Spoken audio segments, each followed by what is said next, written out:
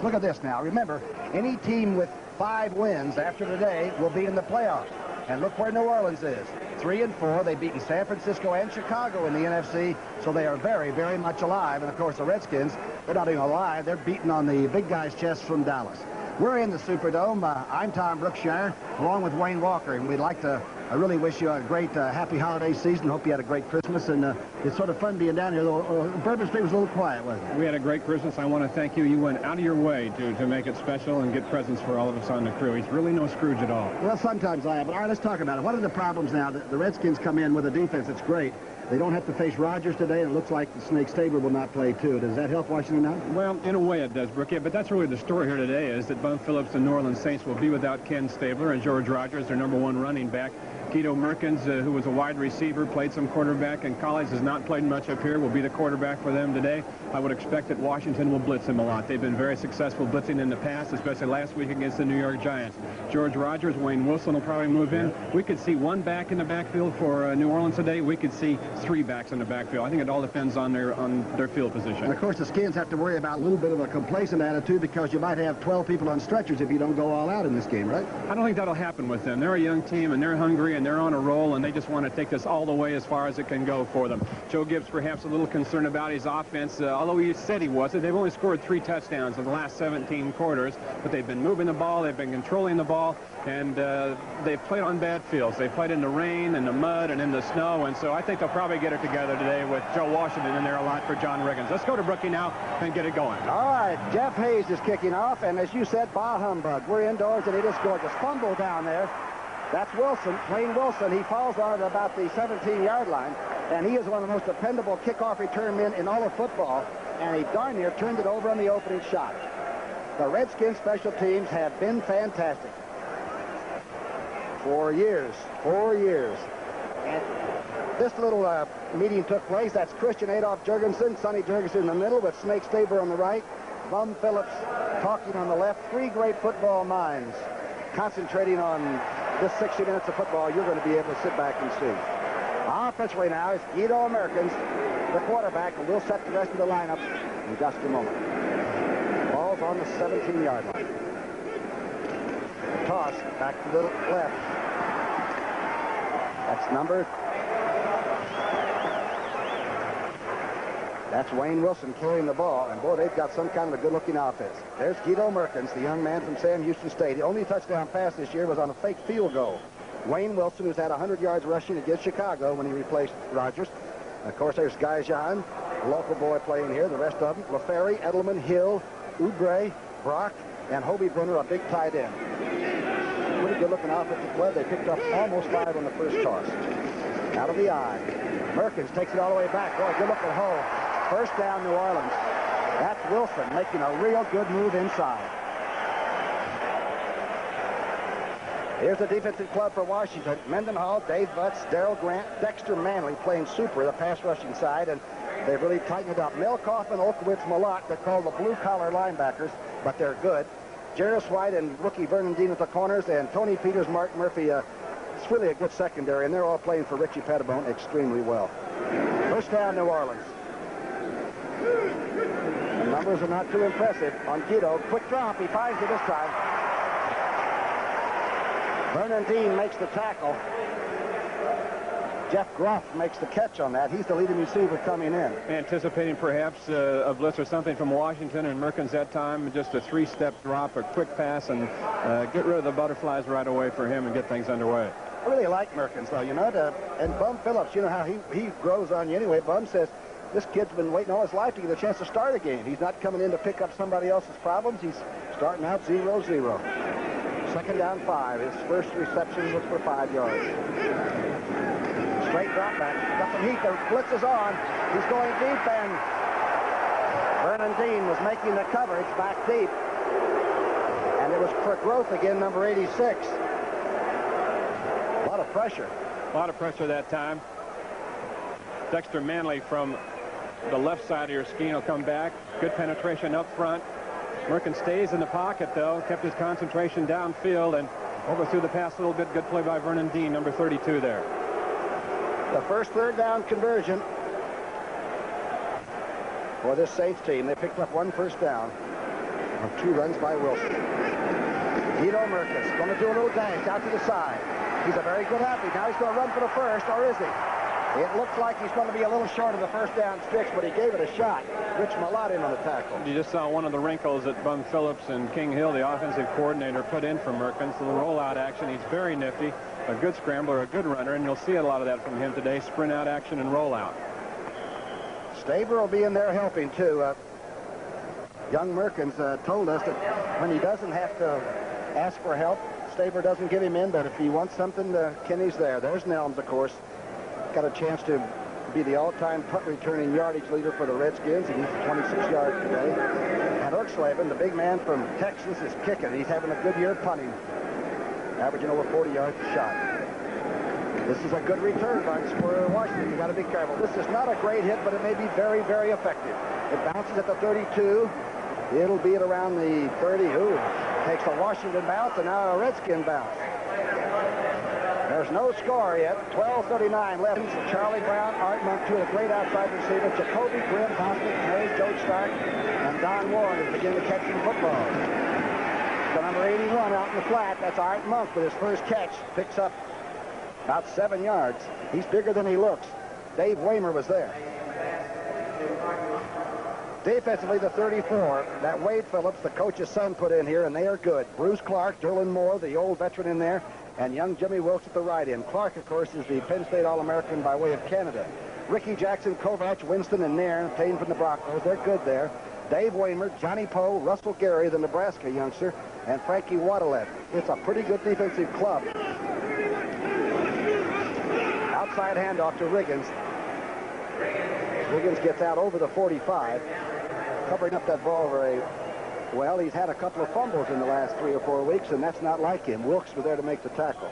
Only needs 20 yards today, Brookie, to move into 7th place on the all-time rushing list in the National Football League to move ahead of Larry Zonka. Sometimes he runs like Zonka late in the game, is special, huh? A whole lot like it. Some other scores now. Detroit, Tampa Bay 23-21. Lions really need a win badly. Green Bay 38-7. Falcons are either high or extremely low. Outside the slip screen.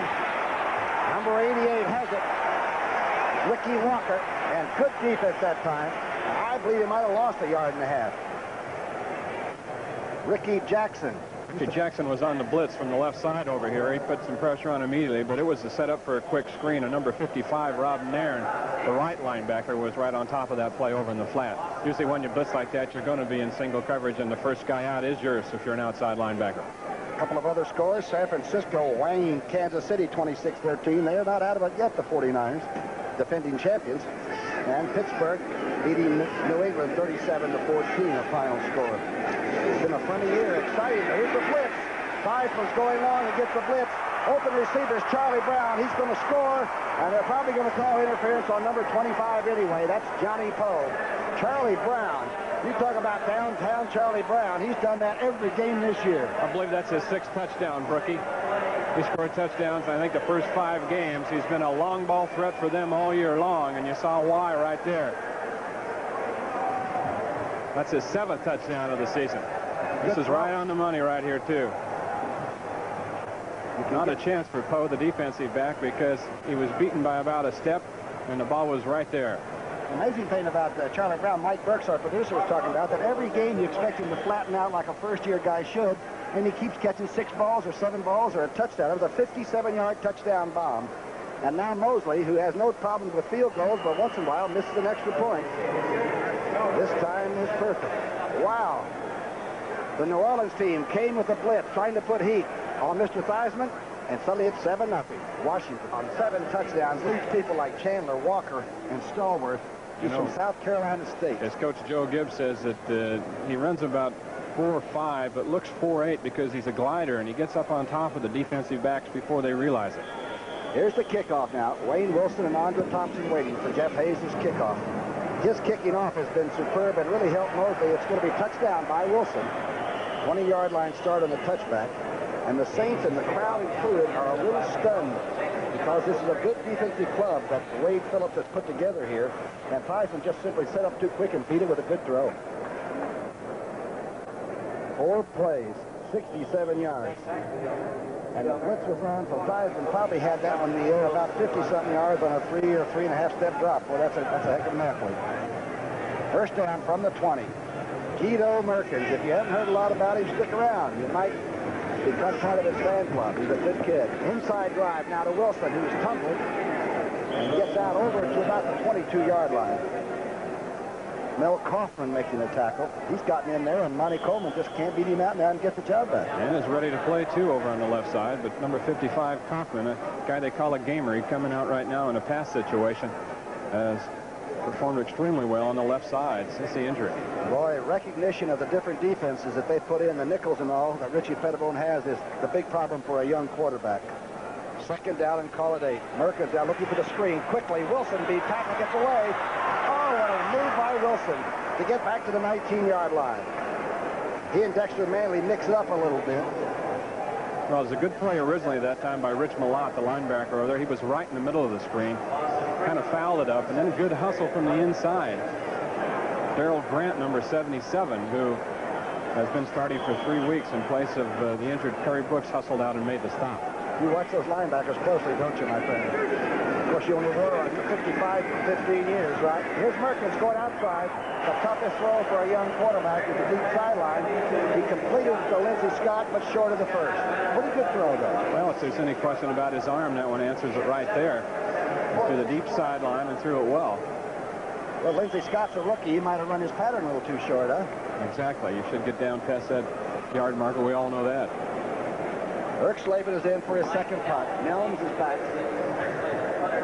Erxleben in college at Texas was the darndest punter I've ever seen in the football, and also one of the great field goal kickers. And it looks like now he's ready to become one of the great kickers in this league. He's settled down a lot. He is aged. This is a tremendous punt. Maybe here's a 5.5 hang time. Nelms at the 27-8-yard line. Nelms has hit, their flags are down, but Nelms is really ganged at about the 34. Bill Hurley down there in a hurry.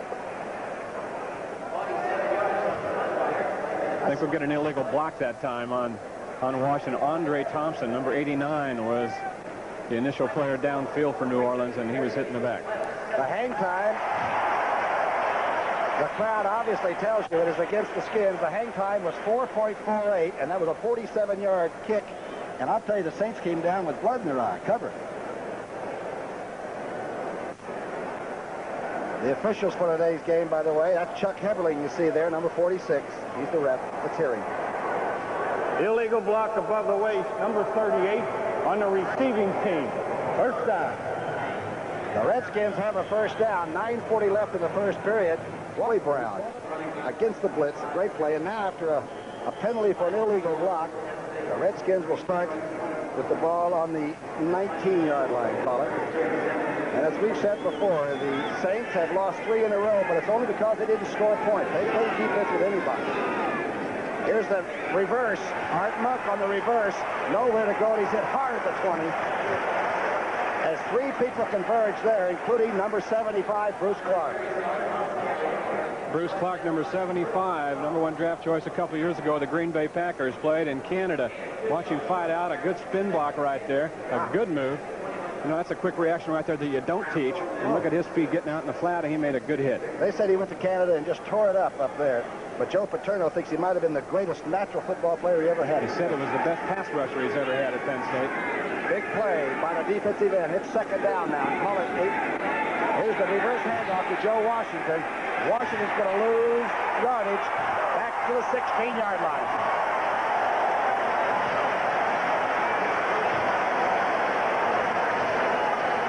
New Orleans showing you there why they've had such a good defensive year. Good team defense. Really know where to go. Everybody's staying home. Everyone's got an assignment. You take care of your own before you start worrying about what the other guy's doing. And when you do that, you're going to have a good, strong defense all the way across. Johnny Poe, the cornerback, came up that time and made a good play.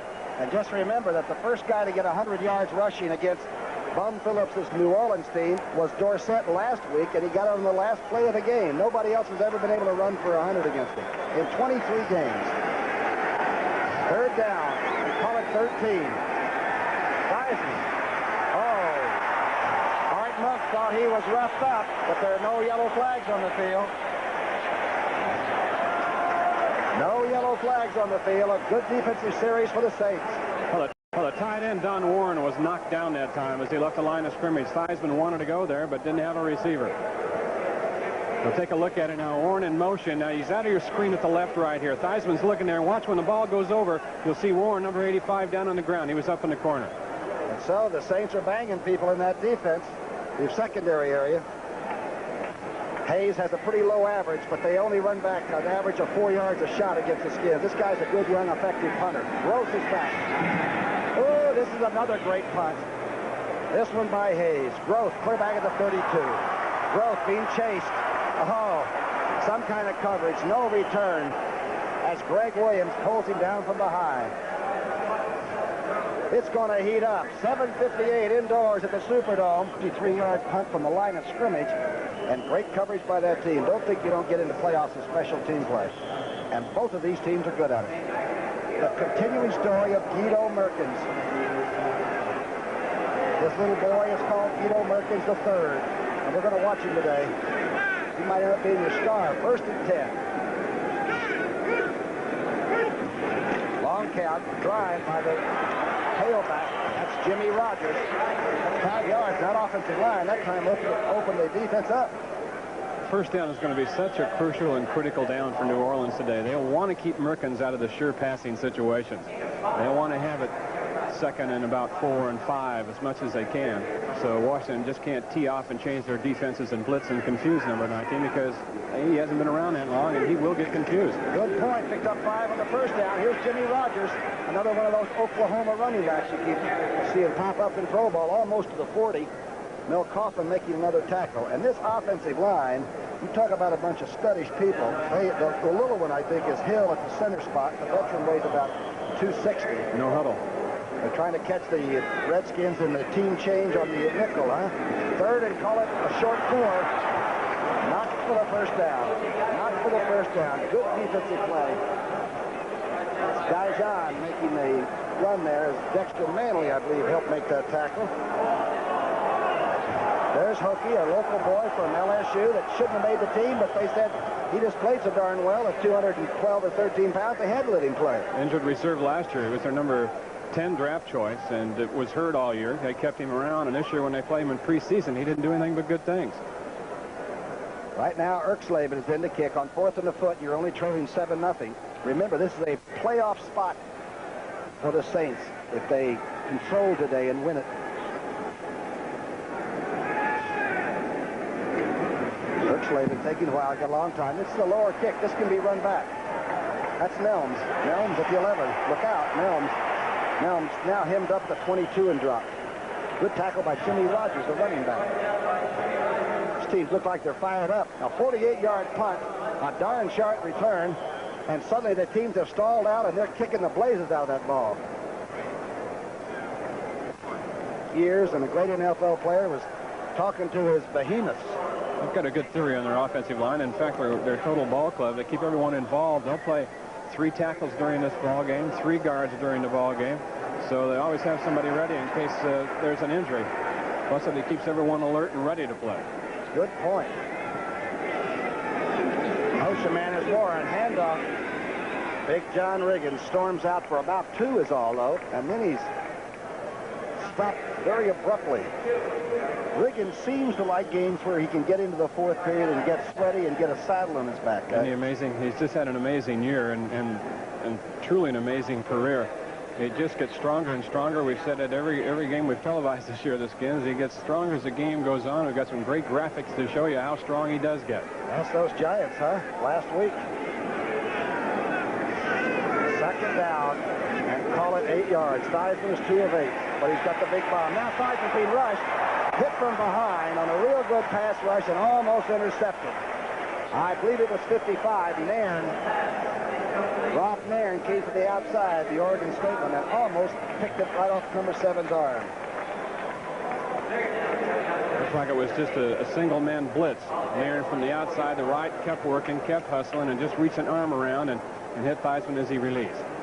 Good speed obtained from the Denver Broncos, and Bum Phillips is not only the coach here for John Macon Jr., but he's also the general manager. And I'll tell you, in 2 years, they have done some kind of a building job. This is a good-looking program. Third down and 7. Rising. Going deep. Oh, Charlie Brown's wide open on the corner and cannot get to the ball. Hello. Somebody lost something that time, whether it was a coverage or whether they were guessing. But Charlie Brown was wide open. A lot of time here now for Theismann. Good job up front by the offensive line. He stays in the pocket, and boy, he'd like to have this one back. Number 44, Dave Weimer, is the closest person to Charlie Brown, and he's about 12 yards away. Good blocking up front. That time Theismann just didn't connect with Charlie Brown, but you got to keep him under control at all times. Everywhere he goes, you go. Here's Jeff Hayes in our punting duel. The last punt was 53 yards, remember now, by Hayes. Oh, this is a bigger one. This might be bigger than the last. Growth at the 25. Growth to the 27. Incredible. 52-yard punt from the line of scrimmage. Don't forget New Year's Day, the Cotton Bowl, the Pitt Panthers against the SMU Mustangs. Good gosh, from Dallas, Texas, the great Cotton Bowl. Of course, SMU has, I guess, one of the best teams they've ever had since Bill Walker Company, or maybe when Meredith came through there. And here on CBS New Year's Day is the Cotton Bowl. Power eye here, rookie. The power eye. This is what gave Dallas so much trouble last week. A two-back set up with a third back. Merkins, he's a good runner. Guido Merkins. Guido Merkins is just short of the first down, but gets to almost the 35. Now, that wasn't a frightened scramble. That's just not a guy going back there and looking at the first receiver, not seeing him, pulling it down. He went back, made the play action fake, looked downfield. Everyone was covered here. Now, he's still waiting another count or two. So, he's not pulling the panic button on this. He looked downfield, didn't have anybody open, doesn't want to risk an interception. He's a good athlete. He came back up and got very close to the first down. Second down and 2. A short 2, really. There's Murphy coming up with a blitz. The Redskins blitz. Rogers runs straight at it. It's going to be awfully close. You brought up a good point, though. Now, Guido doesn't look like he's a large athlete, but in regular clothes, he is put together like an ox. He's standing next to him last night. He looked like he was a good solid 205 pounds. Here he looks like he's out of the PP&K program, but he's really about 195, 6'1", which is probably as large as most normal people. The guy was discovered. Merkins was discovered by the Houston Oilers scout Jorrell Wilson, who used to kick for Kansas City in a slow pitch softball league. The guy was doing everything, right? Hitting homers, tracking down balls in center field. He said, this guy's a great athlete. He's got to be able to play football. Went and talked to the city. Yeah, I played in college. And they signed him right away, and he's been a handyman. He really has. Rogers picked that one up by the length of the ball. So the Saints and their fans feel like they're on a roll. 4:12 left in the first period. 7-0. Guido Merkins, number 19. Misdirection handoff. Jimmy Rogers is, knocked back at the 31 by Malott. Good defense. Let's go to New York City now for Brent Musburger. Rookie, here's one Wayne Walker will want to see. Kansas City was driving for the winning score against the San Francisco 49ers. Ronnie Lott will make a beautiful interception, and he'll go for a San Francisco touchdown, 83 yards, and the 49ers still have a chance at the playoffs. 26-13. Let's go back to Brookie. Okay, Brett. Ronnie Lott. Ball is deflected, almost knocked away, and almost caught. Good play by Mel Kaufman's the one that bounced it around. I believe Tony Peters is the one that upended the receiver down there. That ball looked like it just caromed off one of the defensive linebackers' hands, and that was Kaufman. Third down and 14.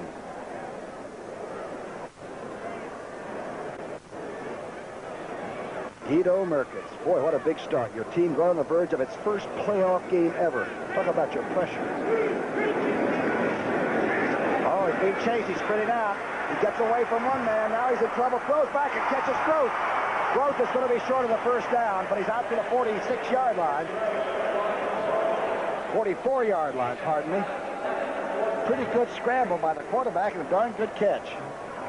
11-yard pickup. He certainly had quick feet anyway. That was a planned rollout, of course. A straight drop back for about 2 or 3 steps, and then he dashes out to the right. Washington does that also. He got out there, scrambled around, got a second look, and found growth, but they're short of the first down. You know, King Hill, the offensive backfield coach with these quarterbacks, my old teammate said that he just has to see a lot of these things, that, you know, that you can't just be told what it's going to look like. Merkins has got to experience it. Here's Erxleben now, the punting duo. This is a great hanger. It's a little shorter, but it's a hanger. Nelms takes it at the 21 on the dead run and gets it out to the 30-yard line on the nose, and the bodies are flying. 36 yards from the line of scrimmage. Teams are dueling between the 30s. St. Louis beating the Giants, but having to hang on to do it. The Giants came on strong late. Cleveland, 20-14, and things they say are going to happen in Houston. Maybe a coach fired there. It's not always the coach's fault either. Cincinnati, 24, Seattle, 10. Seattle has begun to seek its own level, perhaps.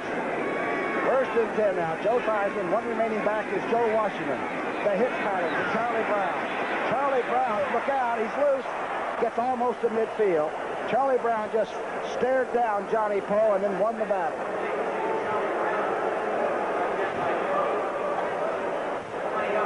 Charlie Brown looks like he's injured here too, Brookie, getting up a little bit daintily on an ankle or something like that. Boy, he's been a big play person for the Redskins this year. Well, that's one of the things you worry about, isn't it? Coming into an indoor place where you've never been before at all, and get one of your key outside receivers hurt, or a John Wiggins hurt. Is he going to start trying to rest people? I don't think he can. They want to go for that home field advantage here as long as they can. First and 10 carry. Little Joe Washington. He can get in behind Lyman, and you don't even see him. Then he just springs out, or he picks up about 4 yards. Bruce Clark making another tackle. Little Joe Washington, Oklahoma. Bud Switzer's had a lot of good runners there. Well, I'll tell you, that number 25 right there, whenever he's in the ball game, you should just assign somebody to him to follow him around, because he's going to get the football a lot. And he can catch it. It cost the Redskins. Bobby Beathard gave up a second-round draft choice. That's got to be one of the great second-round choices of all time. 1:15 left in the first period. Second down 6. That's Washington with a handoff. Gets out short of the first and short of the 40, and there's a fumble, and the Saints claim they have the football. Joe Theismann says he recovered the ball. Number 7. No, the Saints do get it.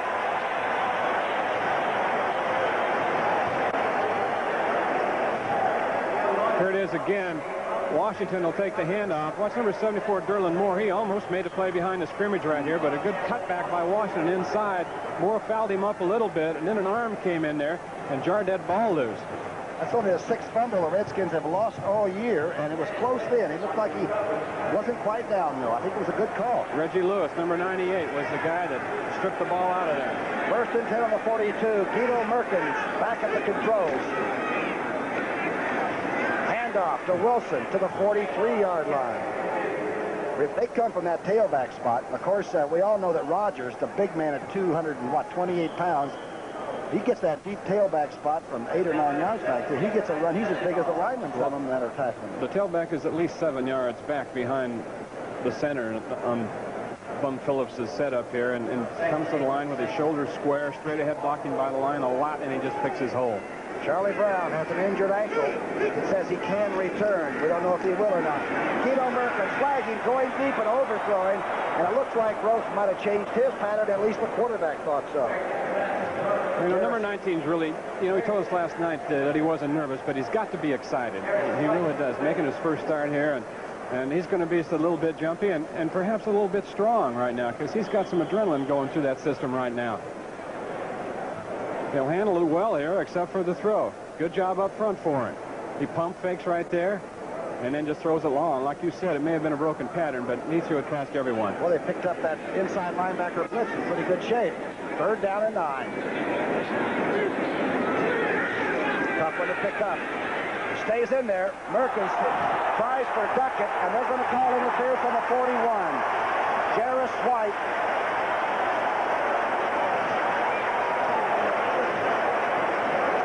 Against Don Bass.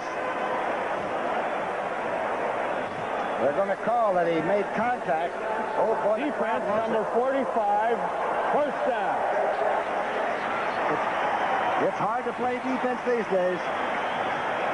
Good composure this time by Merkins. He stayed in here. He was getting some pressure. The thing was collapsing. It looked like a fairly good defensive play to an old defensive player.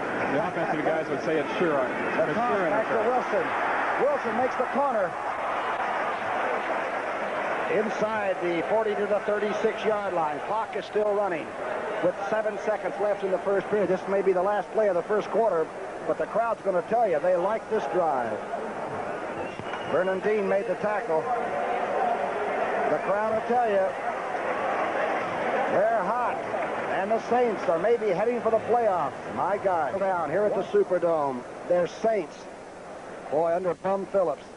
Last year they win 4. This year they're going for it. They've lost 3 in a row, but they're all close, good games and against tough teams. They had won 3 in a row at one time, which tied the franchise record. So they got people excited down here. And they're coming back to watch them again. And what they've had is what they've seen when they've come back is just great effort by a young team. You know, Bum said he really likes this team. He said they don't get down, they won't stay down, and they'll never give up.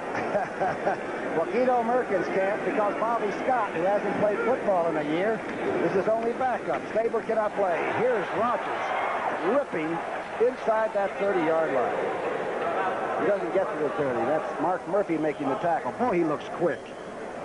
He really looks quick. That was off the power eye that time. Some good blocks thrown, in particular by number 46 you're looking at right there, Hokie Gajan. He was the lead blocker. He took on Jarvis White, the cornerback, who showed up over on the point of attack right there. And there was a collision. Watch this. All the action will be going to the left. Good blocking out front. Looks like he might have made the first down by inches. Well, that's a good look in that offensive line for the Saints. Is darn good. Big Stan Brock, they ran right off his side. It is a first. There's the snake, number 16. Graying the beard a little bit. Just had his birthday. I was in the team room with him last night when he's saying happy birthday to Snake. He is their leader. He is a classy act boy and a great player. And he'll help Guido a little bit. He's a very unselfish guy. First and 10. Deep handoff to Rogers. Oh, Rogers is hit hard. No gain, and Rogers may be slow getting up. Mendenhall really beheaded him.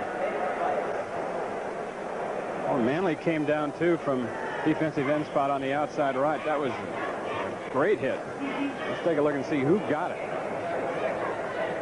Number 77 is Grant. There's Olkowitz, 52. On it was Big Dave Butts. You almost ought to know that. He came over and did it with one arm. I knew it wasn't that nice Mormon boy, Mendenhall. Big Dave, number 65, playing as well, if not better than he's ever played in his career. Here's Guido back on second down and 10. Big chase screening. May get somebody. No, they're not going to call Kaufman. But it looked like he grabbed the receiver and spun him around. Dave Butts put some pressure on, but that's what you want on the screen. Wilson thought he was grabbed by Kaufman. Butts got back there a little quicker than the Saints wanted him, and Merkins had to throw off balancing before he really wanted to, and you see Kaufman out there massaging number 30 Wayne Wilson. I think Wilson had a good complaint. But the linebackers always turn their back and walk away, right? It's like, you know, there's a bottle of TNT going to blow up right behind them or something. Well done, Reno. Third down and 10. Here's a big play now. The Saints are going to get back in the game. They got to keep this one going. Everybody stacked to the left. On third down and 10. Merkins is rolling. Going to run with it. He's got some room to run. Merkins has the first down.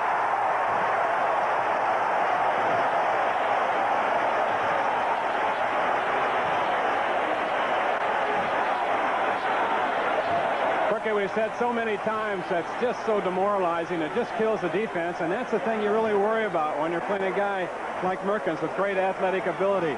He goes back. You're playing your defense now on his rollout right here.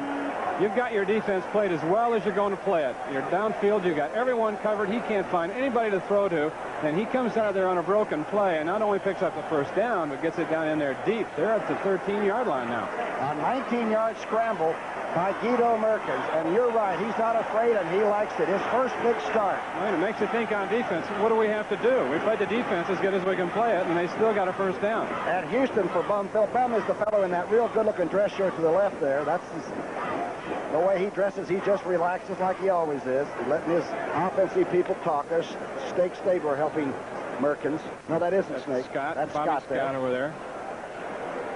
the other backup quarterback. This is when they don't give you a lot of help, but the old bum is saying just points. Just the points is what we need right now, Guido. Guido came back one time at Houston the last game of the season and played safety man. Then last year he was the leading receiver for this New Orleans team. So you talk about a guy that can do a lot of things for you. Well, they're probably going over with him right now. Of course, when you get inside the 20-yard line, you have a certain amount of plays you can use from inside the 20. There's Snake now. Stabler's to the left. He's not worried about this at all. So they're just going over the short list with him. They can run inside the 20 and inside the 15 and what they think will work just so they get it in his mind again. The main thing is he got the first down, and now he's got the crowd behind him. Let's see if we can hear him when they come back out. I believe they're going to give him a heck of a hand. They're getting ready. Since '66, the team was up and down like a yo-yo. Now they've got a program. And the year when you could sort of step in maybe and steal a $68,000 check at Pasadena is here. 40 new players in a year and not quite a half. And I'm telling you, they're big and they're strong.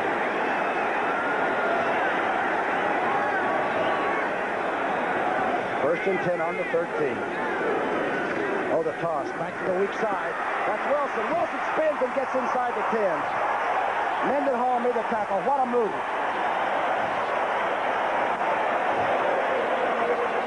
There's a flag on the play. They're going to call defensive holding.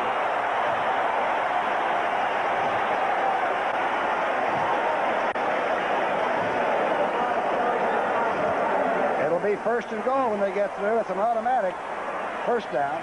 Now, where are they going to place it? And I'm telling you, Wilson, he did a dance in a full spin. He was coming in. Had a good lead, Brock, from Gaijan. Unnecessary roughness. Number 32 on the tackle. First down. And you know what they also did on that play, Brookie? They pulled the center. Watch the guy snapping the ball here. Watch him pull and lead this play. Closed off Olkowitz from the inside. Dave Hill, huh? John Hill, a good effort in the center position on a pull. First and goal as Vernon Dean got unsportsmanlike. The toss to Rogers. Rogers has a touchdown.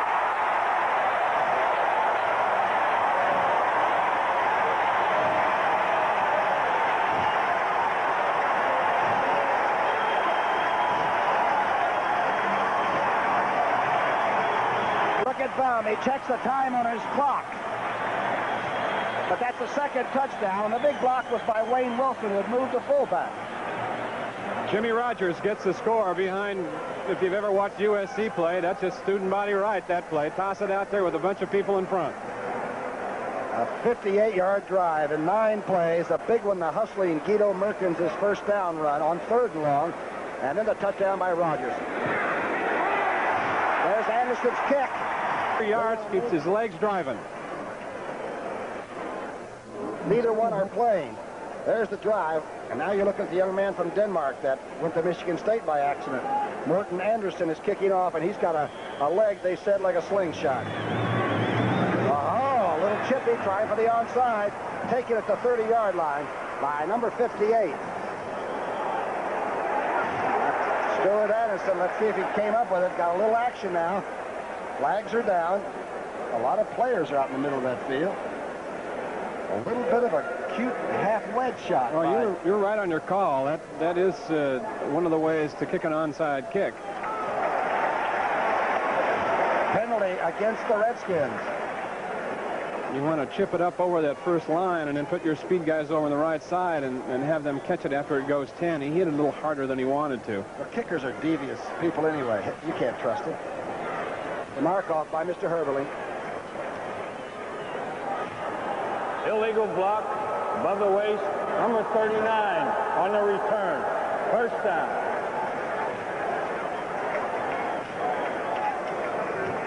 The touchdown run again that gave us a tie ball game. As we said, people out in front. Number 30 was Wayne Wilson. And a good effort by Rogers. Jimmy Rogers' second touchdown rushing. It's 7-7, and the crowd is setting up such a din. Outside handoff to Riggins. And now the Redskins go, oh, he's hit hard and dropped. Good play by number 51, Paul Whitney, or Whitney Paul, my Colorado friend. He's the fellow that high jumped about 6'10" back in college. I remember that. Take a look at him right there. He's 6'3", 230 pounds, and looks like he's about 210, but he did high jump 6'10" in college. He runs about a 4.5 40. One of the good athletes on this team. I don't know how they got him from Kansas City, but they did. Isn't that the truth? Second down and 10. No gain for Riggins.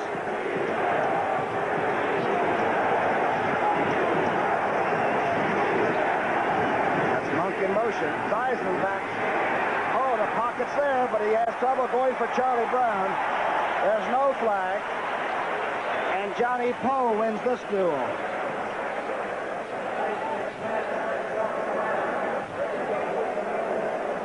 Theismann had that pocket. It was intact, but it was being pushed around a little bit. They're trying to keep Theismann under control, not let him do much sprinting out to get the extra time. He did have 4 interceptions against the Giants, but they were in the first half. In the second half, he controlled the Redskin offense very well. Numbers on his first quarter. Back. Number 7, he's going to run now. They let him out. Theismann's going to run. Oh, and he's hit hard at the 32 as Jim Kovach and Dave Waymer are on the tackle.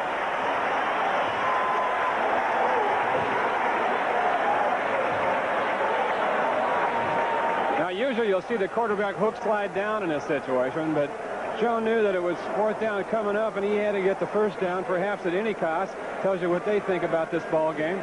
He's giving up his body right here for it. He's not going to go down easy. Watch him put his head down and go on in there. Wow, double team tackle by the linebacker and the secondary man. Here's Jeff Hayes back.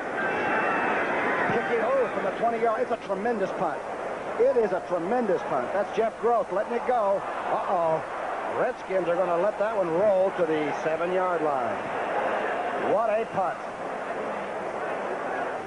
It's 7-7. The Cardinals go back to his alma mater as they face UCLA and Larry Farmer out there. Don't forget, Louisville, UCLA, NCAA basketball Tuesday night here on CBS. And that fellow right there shows you what the lifestyle's like around here. He's only 12 years old. One of the wise men. They brought him in to help figure.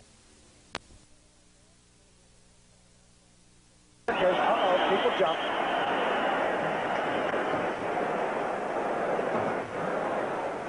Leon Gray playing at left tackle, as Wayne Walker told you earlier. Ball start, number 72, offense. Leon jumped a little bit. He was obtained in the Archie Manning trade. Now they've got 3 good tackles. That time he just tipped a little bit on Dexter Manley. Number 72 did not start the game. Dave LaFari started, but as we mentioned, some will give all 3 tackles a lot of playing time along with the guards. Ball start, first down. And you know, it's the first time you see Dexter Manley live. It's different than seeing him on film, too. You got to really get a quick drop and get ready, because Dexter's quick coming from that outside. So it's first down and 15.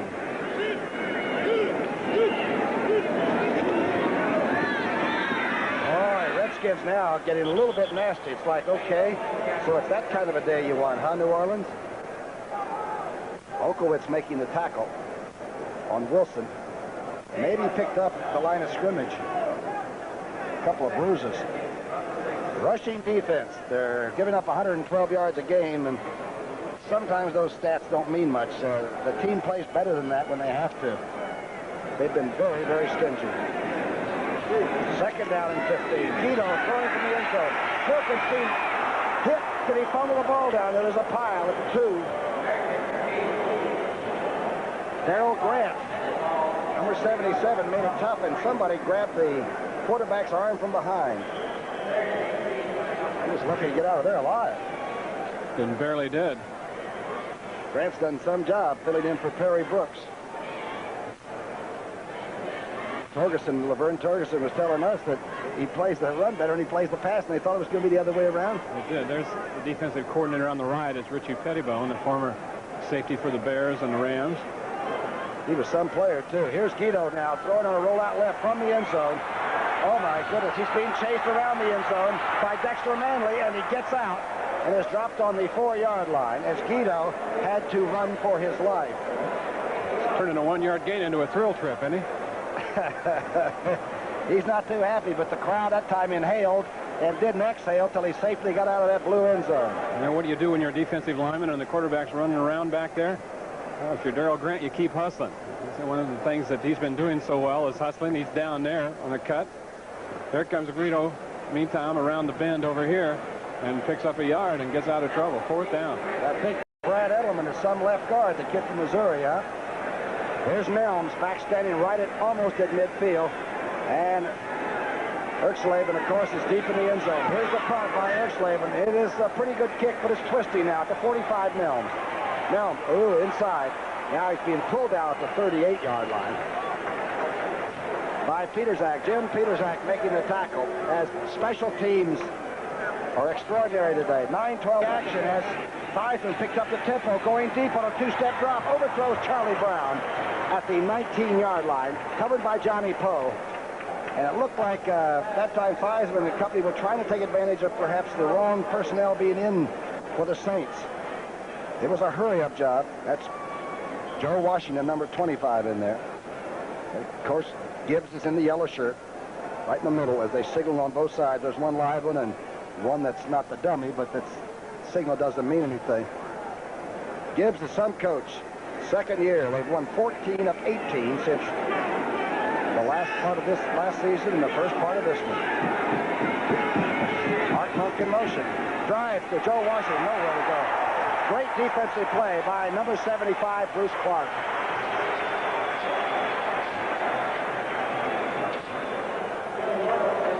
He's strong. Clark has made 2 or 3 big plays here already this afternoon. Scores from elsewhere. Chicago leading the LA Rams 17-6 in the 2nd quarter. Philadelphia trailing Dallas 17-14. That's pretty close in the 2nd quarter. Raiders, Los Angeles Raiders 17, Denver nothing. Broncos could barely get out of Denver, out of the snow drifts. Theismann going to the outside. Great throw by C. Number 80 makes a good catch. Virgil came from nowhere. The young man out of Troy State, and the ball was right on the money.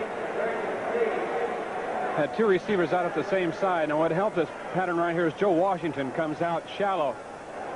And that leaves it open for stay deep. Watch him run his outside pattern here on Poe and open about 4 or 5 yards. He's got good speed. He had a little bit of a hand problem earlier in the year, but you figure you've got Art Monk and you've got young Brown, and now you've got Virgil Say in there. Here's Theismann. He's moving. Looks like the Redskins are a little keyed off. Drop. Got the car. Now he's being raced. Racing out of the pocket. Theismann's behind Stark to tackle. And now he's going to try to go for the touchdown. Fumbles it at the 2.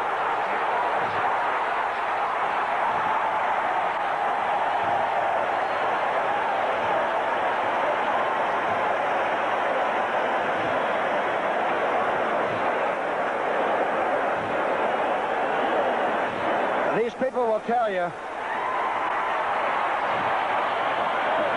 Maybe the official will. He did. Herbally just said. New Orleans recovery.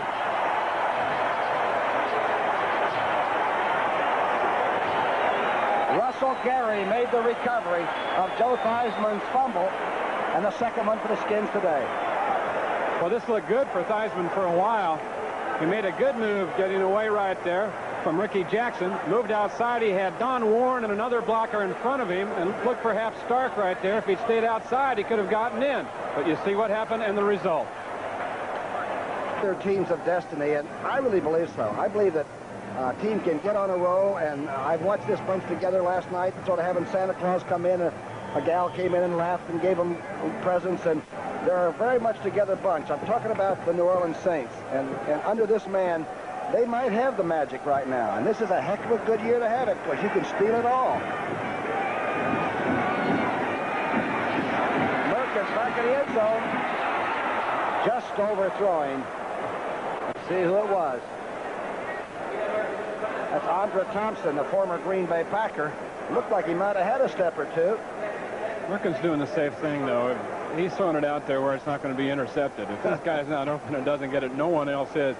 We mentioned he played quarterback in college, but 2 of those years he was in a veer, running a veer offense, so he didn't get to throw the ball very much. Bunk Phillips told me last night, though, that we know how good he is because all year in practice, running the other team's offense. He's picked us apart. Rich Monty is in there, and Gaijan, the young man from LSU, for blocking. Guido throw it out of the pocket and overthrows. Monty, the Penn Stater, on the sidelines. And that's the toughest throw for a young quarterback, or anybody, really. You got to hump up to throw that 15-yard deep sideline. You got to be able to put it on a string. And he was getting some pressure. They're not back there sacking him, but they're getting a good surge and getting their arms up, and he's having to throw through arms and look around people and things like that. And unless you're used to it, it's tough. Remember, there is a certain rally-around quality that a team has, especially when a quarterback is in there for really the first time. They'll try like mad to make him pull the job off. This is a tough call here. 3rd down and 10. Here comes the blitz. The safety blitz. It's a good throw. And the first down for New Orleans. Gross makes a good jumping catch. And Merkins goes down. All right, great read by Merkins that time. Washington blitzed about 9 people. There it is right here. You'll see everybody coming. The 2 linebackers, Murphy, the safety, throws the outside pattern here to Groth, who is really their most sure-handed receiver, and a guy that both Stabler and Merkins look to in situations like that. When they really need it, they'll go to Groth. Stabler told me that he's like a Boletnikov with a little bit more speed, and a pretty good hit there. Vernon Dean had the inside taken away, so Groth ran the outside pattern. A good first down play and a gutsy one. 1st and 10, the toss. Back to Wilson. Wilson gets out over the 20 to the 22 or 3-yard line. Dave Butts making another tackle. That is some battle at the line of scrimmage. There's some real hawks. Stan Brock, the tackle that you were talking about, over on the right side, working that time against Matt Mendenhall, and that was just a standoff that time. They cut it back up inside into Butts, and it was just good running that picked up that yardage, because actually the defense was played pretty good that time. A 5-yarder against a good defense. Number 19 is Guido Merkins. Gross in motion, toss back to the strong side. Wilson has the running room. The tailback gets to the 30-yard line. Well, the center, John Hill, did an excellent job again that time. Tommy, he's playing a fine game at center. He basically almost pulled again that time and got Olkowitz. Now you'll see Hill snap and go to the left right here. Now watch him on number 52 help out on that block. And good tough running by Wilson before Murphy comes up to make the stop. Wilson's having a pretty good day. There's John Hill, used to play with the Giants, and he's built himself up and taken care of himself, and he's doing super. Here's Guido Merkins. He's back. Oh, he's got an open receiver. A good try by number 85. That's Brenner, big kid from SC. He said that Guido was talking about Brenner last night, said he's sort of like a forward in basketball. He's a good rebounder. Throw it around him, and he said he'll use his body to keep the defensive back away. Bum says he's not a good dancer, but he'll dance every dance. That sounds like a Bum Phillipsism, right? Wilson, by the way, has 39 yards on 9 carries. Boy, this is a good defense, though. Notice how they've taken a little bit of trouble, and now they've stopped her down. Here's Merkins quickly. He's going to be sacked this time. That's Livenstein, the young second-year man that made the tackle, sort of went around the pocket on him, didn't he? Good effort by number 79 as he fell back in to make that tackle. The rookie from Nevada, Las Vegas. Sackenstein, they called him. You always wondered how they could recruit out of Nevada, Las Vegas, huh? If you've ever been out there, I guess it's obvious. Yeah, you wonder how guys get to the practice field out there. Or the classroom. 3rd down and 13. This is a big play. It's a 7-all tie. Here's the handoff. Wilson finds a hole. Now he's going to be into trouble. Pulled down on a good tackle by Murphy, the 34-yard line. Darn, Murphy gives you a lot of effort, doesn't he? He was the player rep, and you know how much time he put into that negotiations, and he's come back and just played great. Look at Hill again, the center. Now, we've seen this the last 3 or 4 weeks a couple of times. Dan Deerdorf did a lot of pulling for St. Louis a couple, 3 weeks ago. Here's Hill again, the center, leading this play out. That's out in front before Murphy makes the stop coming over from free safety. Not something you see very often, the center pulling and leading those plays. It's amazing that they can do that and still get the snap off. Here's Erxleben against Nelms. Russell's punt from the 25. It is a tremendously long kick, but this is returnable. Nelms at the 25. Oh, being hemmed in. Saints got him at the 31. He's close to Eddie Brown's record on punt return yardage, but I don't think he's broken it yet. 7-7 with 3:48 left before half. Now, with 42 yards, I believe, on 5 returns, so he now is the all-timer over Fast Eddie Brown out of Virginia. Nelms is going to the Pro Bowl probably again this year as the punt returner. He doesn't know what the fair catch signal is all about. 1st and 10 for Theismann and the Redskin offense. Except for the one bomb when he caught Charlie Brown with the 56-yarder. The Saints have pretty much been in the right place at the right time. Kovacs making another tackle. Good young defensive ball club. The 34, which Bum Phillips says it's the only defense. You can't trap it. You can't do anything with it. He said against the 4 you can do things, but not against a good 34. And you don't have to have the greatest players to play it. I think he's got some good ones, though. 2nd down and 6. A pick up a 4. Inside hand. Oh, Riggins gets out. Runs over people for a 1st down. That's vintage John Riggins right there. And that's my feeling of one of the things you can do against the 3-4 is run right straight at it. At those 2 inside linebackers, they're set off the ball a couple yards and they're uncovered.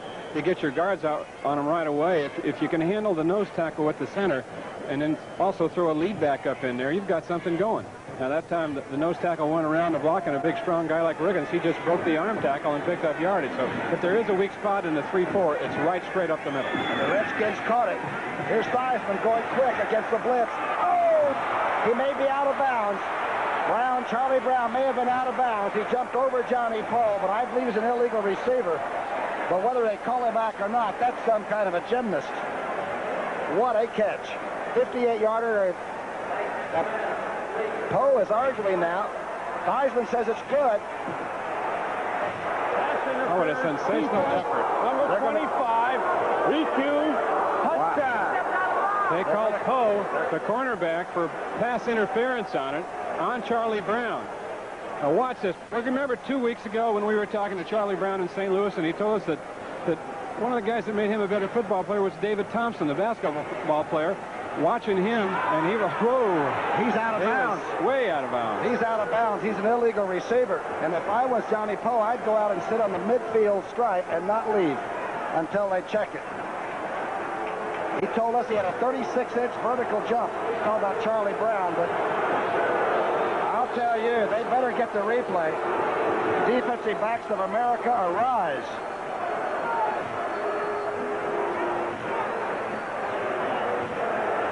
Herberling's trying to get Theismann out of this because, of course, Joe threw it. We were talking before the game, remember how much the officials dislike to have the replay seen inside the stadiums. Yeah, but that's part of the game. I think so. You know, if I was playing defense right now, I'd guarantee you, I'd have a replay machine on my bench. What happened? He was looking at the pass interference over there and wasn't looking at Charlie Brown's feet. Charlie Brown was illegal before the interference took place. Now what do you call? Illegal pass, you lost it down. The defense is coming back out on the field. They think that they have a leg up, at least in sort of a disposition taking time. It's worth another look, that's for sure. A great catch by Charlie Brown. I don't know whether it's going to hold up or not, but the important thing right now is watch his left foot. Now he's out of bounds before he gets possession of that ball.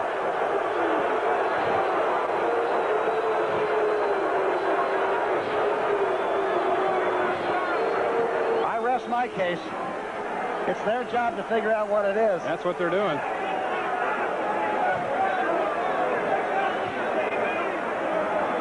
Man, everybody in this beautiful arena is up on its feet. I've never seen all the fans standing. And their eyes on those 4 people right there. Boy, some of the fans are really pretty that are standing.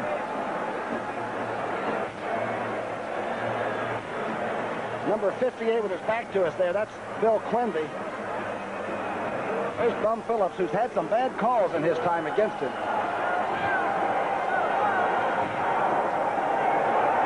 The ball was touched by the defender When the offensive man came back in from out of bounds and caught the ball, it is a touchdown. You can't be a legal receiver once you've left the playing field.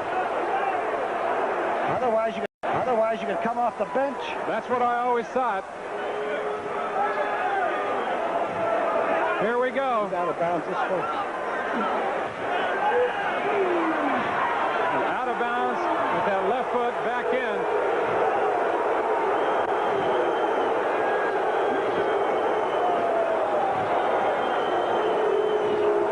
Then we got some controversy, no question. Mosley's kick is good. The crowd is still on its feet. And here they're very close to the box, and we can hear their comments.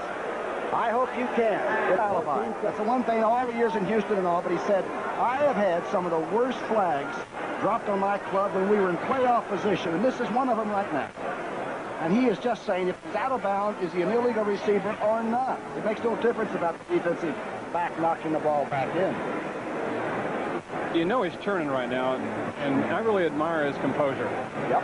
And the way he's taking it and handling this. And now, if he loses his poise out there, you know, his ball club's going to look at him, and they may lose theirs. But he's saying, you know, it's all right. So we didn't get it. Well, I was always but we still got a ways to go. Back. Anytime you force the receiver out of bounds, he could not come back in. I don't care what. Rookie, I agree with you 100%. Unless they sneak something in there that we don't know about, and maybe they didn't have to sneak that because I certainly haven't stayed up nights reading the rule book and every little addition to it. Or every little nuance of it. But Charlie Brown is definitely out of bounds right here. The ball was hit by the defensive back. No problem at all there. And he got both hands on it. All we know is that Charlie Brown officially has 2 long touchdown catches and passes caught. And Washington leads 14-7. 14-7 lead. Jeff Hayes waiting back on the goal line are Duckett and Andra Thompson.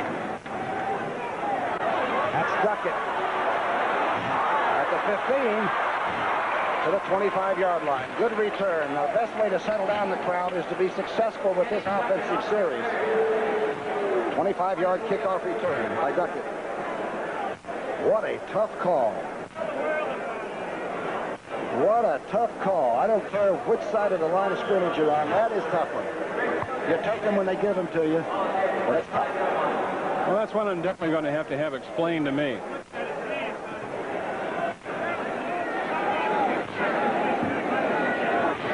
There's Hilo Merkins in the saddle again, staying right in there. He's pumping, got some time. Oh, what a catch. What a catch by number 80, Lindsey Scott. Are they going to give him the catch? The crowd could influence this call. And I think they have to... Oh, no. They're going to call it an interception. Mark Murphy came up with it. The two came down with it together. Lindsey Scott, the rookie, turned one way, and the veteran Murphy turned the other. That's another courageous call at this point in time. Bummer. I don't blame him for being upset. Lindsey Scott will be on the receiving end of this. The free safety. Murphy is over. He made contact. He has it. That's a good call. That's a good call from that angle. Good call by Murphy. Good play by Murphy. That was a good interception. Theismann being chased. The crowd is still up booing. And Theismann now is run into his own bench. Bodies are falling. And Bum is still hot. I've never seen him quite this upset about things. I can understand it. Well, no question on that second call right there. That was a definite interception by Murphy. Bum is still working on Terry Gerke there. The things beyond your control. Bud Grant a week ago told us that's what you can't worry about. The things that are not within your power to regulate. Second down and call it a yard. Washington to the 48-yard line for the first down. Kovacs making the tackle. 14-7. 2 bombs. Theismann to Charlie Brown. The second bomb blew up. I just got word in my headset, Tom, that we will get word about that call from the NFL after they confer with the officials at halftime. So we'll be waiting anxiously for that. I can't wait. To you at the public service of the National Football League and number 25, Joe Washington. Joe, thank you, buddy. Some kind of a game. Everybody's sort of simmering now. They're going to go out and get a few nachos and quaff of wine and get ready for the second half. But this crowd's going to be into this second half, just like they have been so far. First and 10. Redskins still in their own territory and very much on the road today. But not much of a rush. Now every call becomes debatable. Even those which aren't.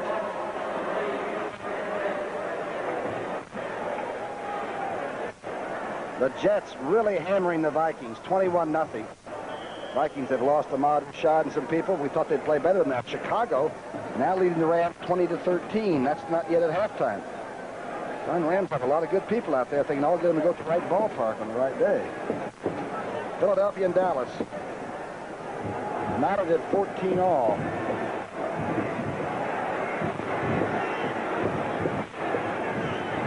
Second down and 10. Art Monk in motion. Here comes the blitz. Theismann very coolly throws down the middle. What a great play. Art Monk caught the ball at the 15, and I'm telling you, Joe Theismann waited and squeezed off a perfect pass.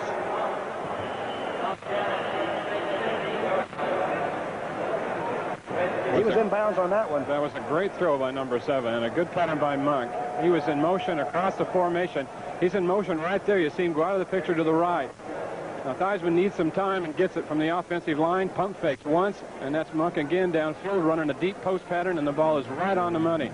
For 28 was Bill Hurley, the defensive back who came over and finally made the tackle. A 36-yarder against a good defensive, aggressive blitz.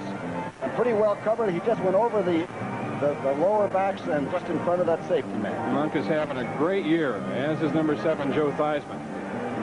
Monk came into this game with 30 catches. That led the Redskins. The fellow on the right of Joe Theismann, on the right of number 7, is the fellow named Charlie Taylor, who used to cut a wide swath through secondaries in this league, the all-time Redskin receiver. Now he's the receiver's coach.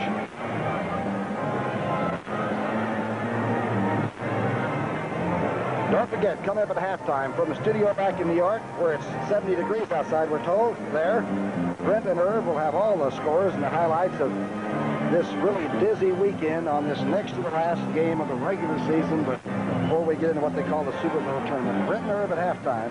And, of course, we have our secret, the secrets of the NFL, our little saga that we lay on you people every week. Theismann is 7 of 13 for 198 yards, 2 touchdowns, and a flag. Monk's in motion. Theismann, good throw. Warren has it. Warren's about the 6-yard line. Let's call it 7. He's beginning to catch throws now. 4, 5, or 6 every game. Usually just a workhorse, but this year he must have improved his technique getting off or something. Without question, number 85, the tight end, Unworn, is having his best season of a 4-year career. Russell Gary, the Nebraska Cornhusker, made that tackle. You can see the time before halftime. It's 14-7. Theismann can't get it straight. I'll burn one. This crowd was stunned several times, really. Charlie Brown's first touchdown catch. It certainly was a great play. When Guido came back and the team had a real good drive and they scrambled around and got their touchdown. The Saints did to make it 7-all. Then the big controversy. And Bum Phillips is a little shook. That's his son, Wade. Wade Phillips to his right now, the defensive man with 34. His father and son discussing this. And that ain't any patronage. That's a good coach. Bum's son is a real good football person.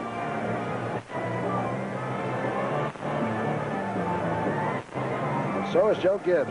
Of course, Joe has been with John McKay at Tampa Bay, Coryell, both at St. Louis and San Diego. I guess he was responsible for some of Fouts' success when he was out with the San Diego Chargers. And he certainly hasn't hurt Joe Theismann. And Joe Theismann is a quality quarterback, more under Gibbs than anybody else. he has worked well with the head coach, and they have gotten to a point where they really have a lot of confidence in each other, and Theismann has confidence in this offense. What Gibbs has given him to work with. He doesn't throw the ball in places it doesn't belong anymore. That's probably the #1 thing. They even like each other now. That's what Coach Gibbs said last time, isn't it? Which is nice.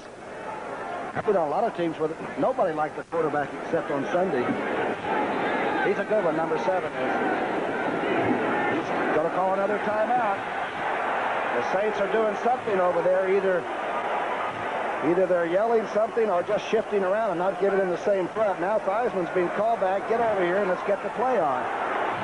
I think the Zebras are afraid.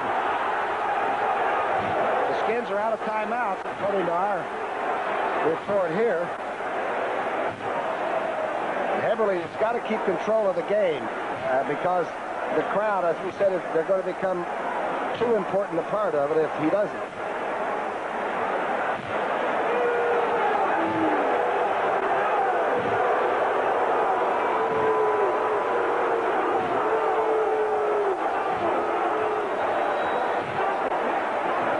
A better way of spending your holidays than officiating one of these games, couldn't you, Brookie? This has been a tough day for him.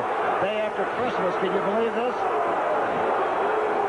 1:04 left. The 14-7 Washington lead, but they're driving. Theismann being hit. He fumbles the ball.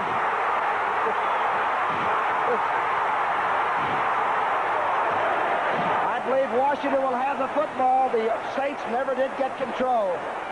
That'll be the call, and they won't like that one either. Boy, Bum Phillips is going to be out on the midfield stripe. They never picked up, they never got control of that ball. Kovac forced the fumble, and then it was a bar of soap. Safety blitz by the Saints. Everybody's coming. Theismann rolls out to get away. Ricky Jackson hits him. Kovac from behind. He's the one that popped it loose. A mad scramble. Now watch this. Keep in mind, no one has control yet, so it's still Washington's ball. It's out of bounds, and it still belongs to the Skins. Ball looks like it was made by Bristol Myers. They kicked it all the way back there. Now all Bum is doing is writing down the name of the officials. Or a note to take home at halftime. But that was a good call. That was a legitimate call on that fumble. And so the Saints defense is still hanging in there. Theismann, the time, being chased. 47 seconds left. Theismann, nobody showing up now, steps out of bounds at the 19. Oh, Jeff Theismann is playing a great game, but he is not the most popular person to come parading into New Orleans. Very resourceful. It's a great thing for your quarterback to have, is that added mobility. They saw Merkins do it to Washington, where he scrambled around when nothing was there, picked up an important first down that led to a touchdown by New Orleans. And Theismann doing the same thing on that play, setting up a field goal attempt. There's Mark Mosley, and you know his story. 21 out of 21. 4 of those from 40 yards and over. This is from the 36-yard line. It'll be officially. Dead, solid, perfect. 38 seconds left. Mosley acted like it was warm-ups. Well, it was. The minute he did, he turned around and headed for the bench.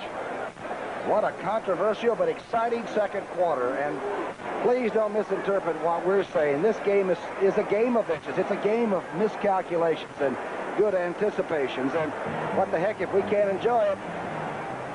17-7, though. A good 36-yard field goal by the man with the heavy right leg and a big heart. You know what he said, Rookie? He said, now that I've got the record and now that we've won some games with it, my goal is to go through the entire season without a miss. He said, can you imagine all the great kickers? And he's talking about the Groza and people like Lou Michaels and things like that. People who have never, Stenerud, who have never gone through a season without missing a field goal. He said, that's my goal. That's what I want to do. The amazing thing about this record is over the period of time he set it, from the end of last year and in this season, he kicked in bad weather. He's kicked in snow, mud, and rain. This is his first chance to kick indoors. He converted that one, so he's handled everything he's had to handle. And I wish him the best. And you know, also, great record. it also means that Theismann is a great holder and that Bostic is a heck of a snapper, because it is a three-man job. Here's Jeff Hayes. Duckett's waiting. Duckett at the 2. Duckett at reversing field to the 15. About 30 seconds left, half a minute. That'll stop the clock as the offense comes on for New Orleans as Lowry makes the tackle. You're right, though. He kicked it on a frozen Artificial rug in St. Louis. Well, it was slippery. We saw him kick 4 in the rain and mud, I think, against Philadelphia, RFK. I'm off track. In fact, Joe Bostic was funny when, you know, he came in and was looking at the surface, and he said, can you get it wet and let it grow out a little bit, because the Redskins aren't used to this kind of a place. Got an injury on the field. Let's see, they're getting special teams are off. Herberling now is marking off the penalty against New Orleans. I think it was Hobie Brenner, the tight end. Illegal block in the back. Number 50 on the kicking team. First down. Hobie Brenner was the injured player, Brookie. He looked to be in fairly good shape as he came to the sideline. Herberling says it was number 50 who gave a shot in the back illegally for the Saints. They got to be just flat mad. Half a minute for Guido Merkins. Drive play. Rogers to the 13. Brooks calls a real quick timeout. Let's see if they stop it. 23 seconds. 22. It's not stopped yet. Well, with no field position here for New Orleans, they just got to let it and a young run down quarterback and go in, right? Against a team that can pick your pocket, right? Walking down the street. Some kind of a first half. A bomb, Theismann to Charlie Brown for 56 yards, and then they came back with almost another one, except it was debatable because of what some people thought was an out-of-bounds call. And you can see Bum Phillips is going to get some things checked out right now. Follow the coach. The coach is on the 30-yard line, walking to the official. He's trying to get his attention, finally does. And the fans that you're here are telling Bum to give it to him. He's just trying to find out what the call was. No, maybe he is giving it to him a little bit. At halftime, he can do anything he wants. Out of the hands of the Saints. They're going to kick off. This is young Anderson, the left footer from Denmark. Jaquinto is back standing in the end zone. And boy, the crowd's going to get involved, so you people try to do the same. Oh, what a kick. Anderson kicks it to the back end zone line. Nick touches it down there, and he does. Tony Fritsch, the fellow that was kicking here, had one blocked and missed one last week and just got in his van and took off, didn't he? This kid just kicked that ball 75 yards. King Hill said in practice the other day he kicked a field goal that if it would have been just a little bit wind assisted would have been good for 80 yards. So he's got a cannon for a leg. Here are the stats. You can see the Saints have only 29 yards passing. Boy, 198 for Theismann, who's got big numbers on the 2 bombs to Charlie Brown. Downtown Charlie Brown. Walker's in motion. And to Riggins, who's been rather quiet. Riggins gets out for a couple of 3. As Dennis Winston makes the tackle. Used to watch him at Pittsburgh and played for Lambert when he was hurt and for Jack Ham when he was hurt. He came down here and right away. They got a big, mean guy that's sort of quick, too, and ornery. And I guess for a linebacker, you would know you should be just at least for 3 hours, right? Well, he's been around a while, too, and that's helped the young guys that he's playing with, in particular Ricky Jackson. Remember, the Redskins are 6-1, and they're already in the playoffs. The Saints are 3-4, and they're not in the playoffs. Here's Riggins getting outside. Good tackle by the linebacker as Winston makes his second tackle in a row. I would imagine Bum Phillips had a few things to say about a couple of things. Might have started with, we can't let the officials' flags bother us. We've got to come back out and be composed, huh? There he is behind some good blocking by that line. John Riggins has moved ahead of Larry Zonka, now the 7th all-time rusher. He's also taken over 2,000 snaps, which Trash done. That's punishing just thinking about it. Franco Harris, Walter Payton, Jim Brown, and O.J. Simpson, the other 4. Pretty good company, huh? 3rd down and 3. Monk's going down the middle from in motion. Theismann, though, doesn't like what he sees. He's going to run it out. He's not going to get the first down. Good chasing there by Derlin Moore. And I believe Bruce Clark's on the backside of the spread out.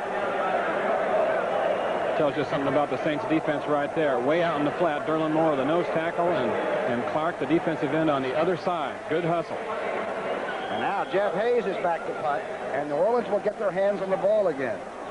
Maybe Merkins will feel more loose now. He has started a game as a quarterback and completed a half. This is Groth, Jeff Groth, young man from Bowling Green. They said he's like Blitnikoff, except faster. Ooh, this is a beauty one. This is close to 5. At the 28, Groth. Oh, boy, good coverage by the special teams. Skins on top again. So from within his own 30-yard line, Guido Merkins will come back in with perhaps a couple of plays. I noticed that they send the plays into him. They give him some help from the sidelines, but he still calls it verbally himself. Huh? And when Stabler's in there beforehand, they just let him call his own. That it takes a little pressure off Merkins to have the plays coming in from the side. Stabler went down with Harvey Martin. Sacked him a week ago. Left arm, forearm, and sort of the shoulder part, too. Here's the fake inside. Now the sprint out left. Guido trying to force it in and does. And Brenner, the big tight end, picks up a few yards and gets close to the sticks. He got around that thing like a big amoeba, didn't he, Brenner did? This is what you were talking about in the first half, about how he just kind of envelops the ball, uses his body to shield the defensive back off and makes the catch. And Merkins poured the football in there to him. He plays like Rulin does for the Bullets. A big guy, though, and it looked like he was covered up. Olkowitz had pretty good position on him, it looked like. A 9-yarder, second down, and call it 1. Boy, if the Saints got a big play, they better get it in this quarter. The toss, back to Wilson. Wilson over the 40. First down. Jarris White in on the stop. This guy he went to Houston and backed up for Earl Campbell and came here and they got Rodgers. So, well, I'll play wherever I can. I'll block for Rodgers. And once in a while when Rodgers goes down, he comes on and he plays extremely well. From Little Shepherd College over, I don't know, is that down in Texas? Somewhere, I think, in the southeast. I'm not really sure where it is. I think it's down there. Shifting over into the over defense by the 4-man Washington rush. Butts and company thought somebody moved in there. It looked like Merkins waited a little too long and might have moved something. Number 66, offense, first down.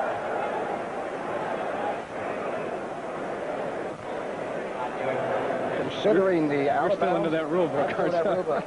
Yes, all offensive players become eligible once a pass is touched by an eligible receiver or any defensive player. So that 66, offense, first down. And Shepherd College is in Martinsville, West Virginia. Gosh, boy, that's good coming up with that. Who'd you call, Rand McNally? Got a call from the truck. I know the school is closed the day after Christmas. I wonder where they got the information. First down and 15. The draw play. Wilson runs into a lot of trouble. That's a smart bunch of guys in the middle of that defense there. Darrell Grant used to be the offensive player a year ago, playing good, solid defensive right tackle. They were worried about him coming in and playing out because they didn't feel he could do the job of defensive tackle. Number 77 Grant we're talking about was that they would lose him off special teams. He was one of the best special teams players. That's the way you make it now, is to get on the special teams for a while. Here's Merkins going for the inside throw, overthrowing Kenny Duckett, who had to really jump. Merkins looked like he might have just loaded that one up a little too hard, too. Look at the size of that Brock, that big right tackle. He's almost at 290, I think. A lot of number 1s, number 2s, and I think they had 4 number 3s in this last draft. So they're building with young people that are perhaps hungry, too, which is not a bad way to play football. Third down, tough call. 11, Merkins goes across, misses. Ooh. Jarris White with a shot to the receiver. Lindsey Scott, the rookie, taking that rap. San Diego, 23-13. Baltimore, of course, did get a tie this year against Green Bay. Third quarter. There's Guido shaking his head like that, like I either read it wrong or what. But I think he has to feel pretty good for what he's done so far. He's got rid of the butterflies and ready to go, and he's been fairly successful. Erxleben against Mike Nelms. Nelms, of course, has gone past Eddie Brown's return yardage record on punts. And Erxleben and Hayes have really been kicking. Oh, boy, this is tremendous. He got all of this to the 10-yard line, Nelms. Nelms out to the 20-yard line and dumped there. And I mean, that was some punt. Jimmy Rogers makes another tackle on his special teams. There's Russell. He was the player rep, and he grew up, they said, by having to represent his players in all the Union squabble. Wayne Walker, New Orleans. We went down on Bourbon Street, which was reverently quiet on Christmas Eve, but there was a little Dixieland. We had a lot of great food over at your buddy Manally's place. But there's nothing like coming in this house, because this is made for football. I'm telling you, every seat is right on top of the action. First and 10 for Bowden on first down. Joe, going a little behind. Washington, just behind him. Well, he'd love to have that throw back. Washington ran a turn about 12 yards wide open and threw it behind him. Look at him talking now. How about the block he got last week to get Washington in on that touchdown run, huh? He threw the last block, the key block on a touchdown run by Joe Washington. What were they saying, though? They weren't going to give him a hog shirt. Now, he wanted one, but the offensive line who they call the Hogs, you have to throw more than one block. That's what Stark said, right? He said you got to throw more than one in your career to be a hog, right? There's no mud today. We're indoors. It's second down and 10. Theismann, he's getting a lot of time now. That's Charlie Brown, run out of bounds at the 41-yard line. Frank Rodlett trying to control a man that's, again, one of the most dangerous long receivers in the league is 87. And this is just a marvelous throw by Theismann here. Good job up front, so he has plenty of time. They stalemated him right at the line of scrimmage. He's got all day. Nobody even in his passing lane right there, so he's got an open lane out here to Charlie Brown. Threw that ball a long way and put it in there on a wire. Pretty good blocking, too, against that three-man front, but you don't send the linebacker. Those three guys against five get bounced around. First and 10. Throw and catch. Washington pulled down. Number 94 makes a super play, Jimmy Wilkes. From San Diego State. That's where Joe Gibbs used to be the coach and played. Wilkes was a number 12 draft choice by New Orleans. They were watching a quarterback from another team. The scouts for New Orleans were watching the quarterback of another team, and they kept watching this Wilkes sack him. So when it came draft time, they said, heck with a quarterback, let's get the defensive end that was making all the sacks, and number 12, and look what he did right there. That's a great story, isn't it? Good play by Wilkes. It's a loss of 2. It's second down and 12. That's Monk flying in motion. Here's a draw play. Quick draw. Good defensive play. Derlin Moore making a real good move. Going to bring up about a 10-yard go. Derlin Moore, the big nose tackle, who used to be a defensive end here, moved inside, plays nose tackle. You've got to be a special person to play nose tackle. Not very many guys that play it even like it. But I asked him, I said, does he like it inside? He said he loves it. You got to love it. He came out of Oklahoma, and he is the elder statesman right now with all these young people. Third down and 10. It goes in. A drop pass. Oh, and he had it. Number 49 makes a good one. Art Monk is hit by Waddle. And Jeff Hayes will come on to punt from the 45. Darn Saints are just hanging right close enough where if you make a big mistake, they think they can jump right back into it. Hayes standing on the 30. North Carolina. He even ran one time for 80 yards with a fake punch. You got to watch him. There's Grove. This guy does everything. Grove is standing on the 15. Here's Hayes. Oh, my gosh. What a punting exhibition we're seeing today. Grove at 15. Give him a couple. Darn Redskins. Boy, they love that special team activity. Everybody gets in on a 41-yard punt from the line of scrimmage. It's 17-7 with 8:22 left in the third. Bleckner, our director, has you looking right out behind the Saints bench up into the beautiful Superdome. Well, they could play the Super Bowl every year, and there wouldn't be a lot of people known that come down to this great city and this great edifice to our sport. Here they come out. It's Guido Merkins, who's been sort of quiet so far. He hasn't had good field position yet. It's first and 10. Ball's on the 17-yard line. The toss.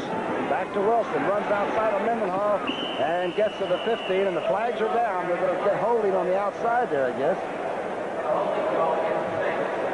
Mel Kaufman finally made the tackle. But Mendenhall looked like he'd been lifted of his wallet. He made the play, though. He got the penetration and made the back belly back. And fouled up the timing of that play, and Kaufman filled in and made the tackle. Does the eye limit you a little bit about getting outside, completely outside, more than... I think it does. I think it does because... Holding offense number 67. Decline. Second down. It's tough to get your lead blocker out there. A step or two in front of you from the eye formation on wide stuff. There's Big Stan, my Colorado Buffalo. Boulder, I guess. Good player, refused by the Redskins. Turned into second down.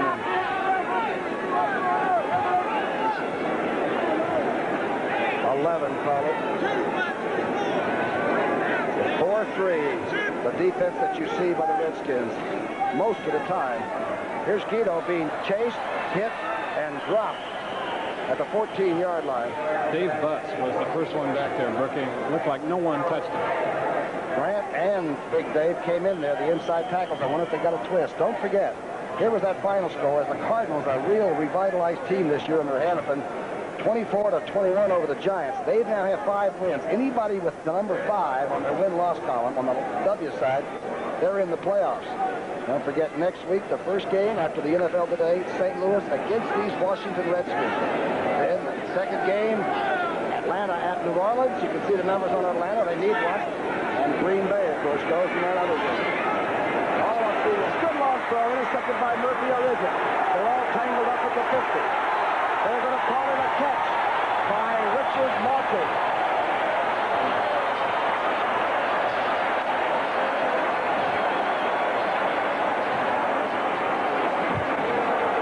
The good Lord giveth and the good Lord taketh away. And Rich Monty took it away from Mark Murphy that time. Good job up front here. Now keep in mind, some good pressure coming up the middle, but they picked it up and gave Merkins all the time he needed. Throws it down the middle. Murphy will come in from the left here. Has the interception. Now watch Monty. He'll pull it away from him just as they get to the ground. The veteran from Penn State, who, by the way, is one of the most popular players in New Orleans history. As a special teams player, he is a legend. A great pass and catch. Monty. The reverse to Wilson. At the 40, got blockers. Hit and dropped at the 43-yard line. Bernardine, I think, made the first contact and then finished off by Mel Kaufman. Any flags down there? Everybody's sort of grouping around. I don't see any yellow.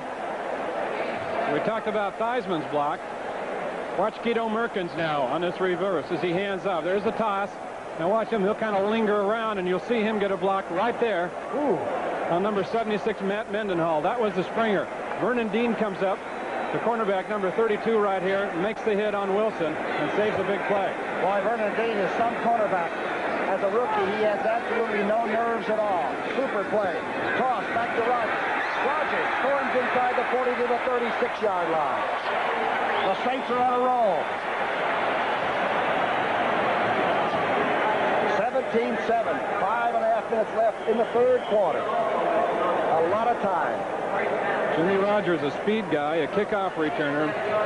But with George Rogers out in there, getting a lot of playing time today. Rogers is some load when he's playing. He loaded up 166 yards against the Cowboys last week. But not able to play today. Hamstrings pulled. First and 10. The quick out. Oh, take it. Lindsey Scott gets to the 25-yard line and almost broke it.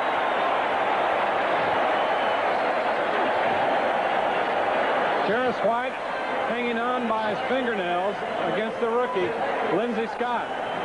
Saved a big play there.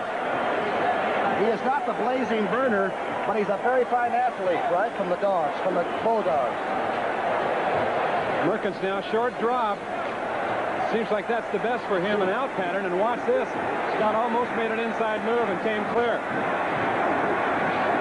It was good for a first down. Rogers inside the 20.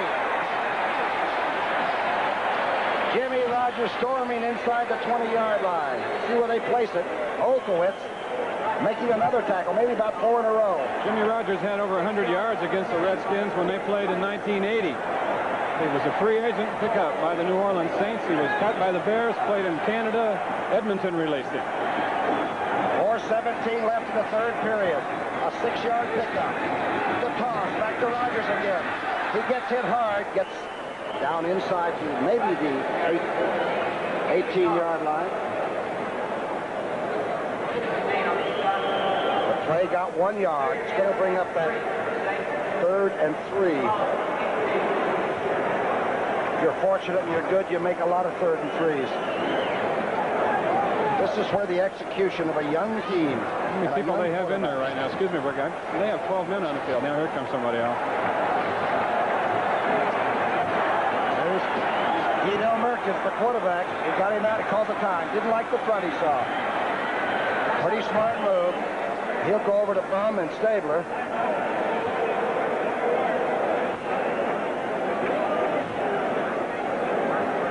We used to always have a lot of offensive linemen or defensive linemen try to get into these conversations. I never could figure out why. The numbers are all 3. It's in the third period. Capital. Your Redskins are already in the playoffs. But few people elsewhere, the New Orleans Saints might be in their first one ever. Since 1966, they've never been there. A 9-play drive. And Guido Merkens' first big start at QB. Here's the drive play. He's being rushed. Trying for Wilson, number 30 on the sideline. That was play action off the power I with 3 backs in the backfield, and Washington guessed and blitzed, and they guessed correctly. Neil Olkowitz really leveled the quarterback, Merkens, just as he released. What's he got some lint there? What's he pulling out of his pocket? Quarterbacks are different people, too. We're talking about Guido Merkens, a young man that is starting at quarterback.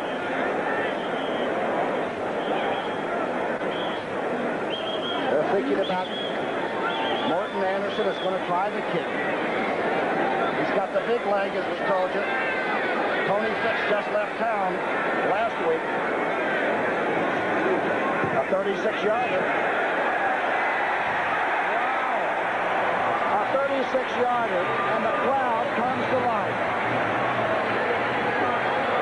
The kicking game. It can kill you, or it can be oh so good. It's 17-10. What a thrill. The young man from Denmark, Michigan State, kicked a 36-yarder. 65 yards at 10 plays to get that 3-point rocker, and this is from the end zone. Anderson's kick. Oh, it's a tremendously high kick. 2 yards deep in the end zone. Jaquinto to the 17-yard line. Great coverage. A couple of fights still out to the 30, but no yellow flags down. Warren made the tackle. Bill tells me the tight end got down and made the tackle. Here are those 10. Washington, Dallas already in. Green Bay, Atlanta, St. Louis. 5 wins, they're in. Couldn't have planned it much better. There's just going to be so many important games next weekend. How about next week? You got this team, the Saints, have the Atlanta Falcons coming to town. San Francisco won today. They'll need a win next week. They don't like the Rams anytime. There's Warren's in motion. Here's the play-action pass. Theismann going down the middle for Art Monk and overthrowing him. Boy, the coverage was very good by Waymer, the Notre Damer, who made sure the officials saw that he did not touch anybody. Boy, Art Monk had it under gear that time. He was gliding. Play-action pass, and Waymer stayed right in there. Okay, we're looking at a couple good offensive lines today, and the only time there's been pressure on the quarterback this afternoon is when there have been blitzes. You go at them straight up, and both these offensive lines are more than holding their own. Well, the Redskins have come together so much as just a real good clutch team. 2nd down and 10.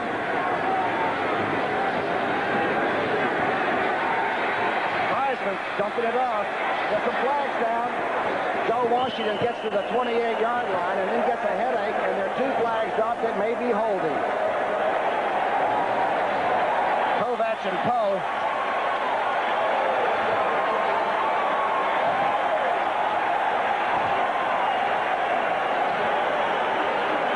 This might be the wildest crowd we've seen all season. Day after Christmas, and they've come out and filled this beautiful house up. Well, they got a good young team in this town. I know John Meekum Jr.'s got to be so happy. He and his dad, his Late John Meacham Sr. waited so long to really get a balanced program. They got a beauty going now. I think both teams do. Both organizations are headed the right direction. Washington in the last couple of years tremendously improved. New Orleans going the same way, and they're building like Bum Phillips said last night. You know, we're not building to win a game. We're building for each season. Illegal motion offense to be declined. Holding offense number 63. First down. Second down. We bring up second down and 19. That's okay, Mr. Herbling. We made a couple of mistakes up here today already. Second down and 19. Uh-oh. Bum is still talking.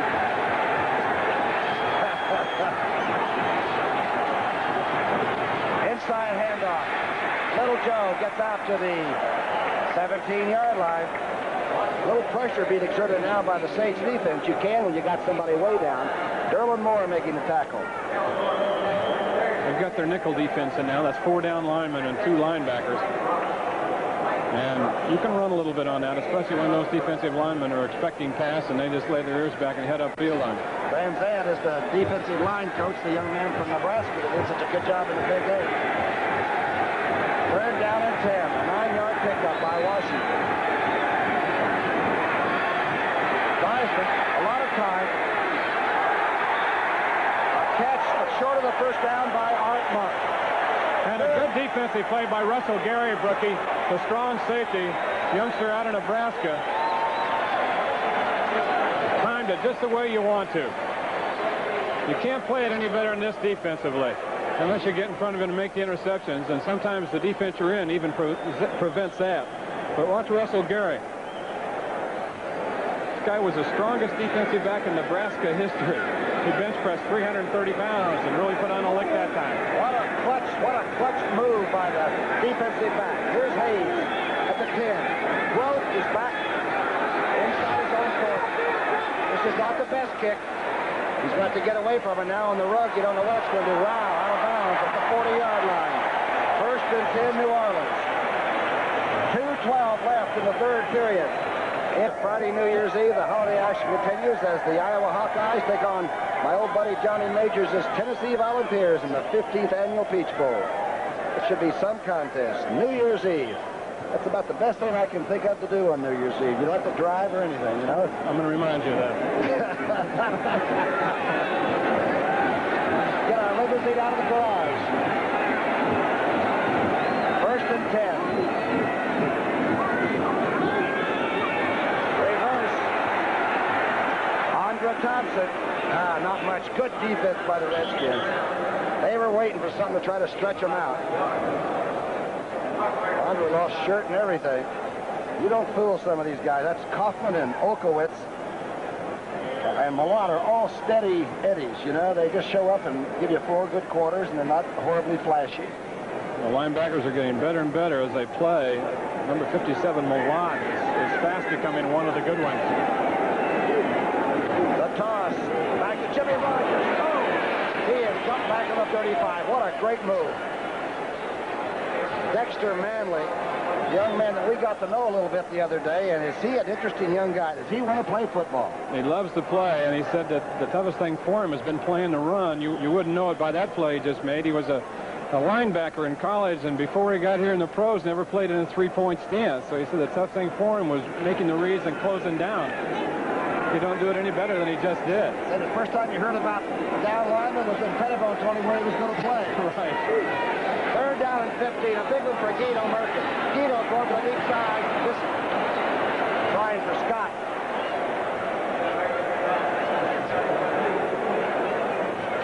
A punting situation. The officials now are being told that illegal procedure against New Orleans will be obviously refused, I would imagine. And the punting man, the Texas Longhorn, Erxleben, will come out. He's a very fine passer. Illegal motion offense number 86. Decline. Fourth down. Erxleben was a very good passer as a prep athlete, but a 17-10 ball game in the third quarter period. And 15 yards to go. I doubt if this would be a good time to have a fake. There he is. He's big, too. Nelms is waiting, of course. Mike Nelms. He even ran him back in Canada where you can't even block for him. This is sort of an average kick. Low, might be too low. Helms gets hit hard, but gets over the 35-yard line, and bodies are flying again. We've still got the fourth period left. 40-yard punt. A return of 10 by Mike Nelms. Don't forget Tuesday night, Denny Crum's Louisville Cardinals. He takes them right back to the pavilion against UCLA, the Bruins. Home of the NCAA Championship, CBS Sports. Bruins just lost a tough one a couple days ago. Double overtime to Maryland. UCLA still has one with the smooth-looking basketball player that can get it done. There's Gumbo, number 5, I think. That dog's name, I mean. Washington being hit back on the 29. Gets away. To the 33. Kovacs making the tackle there.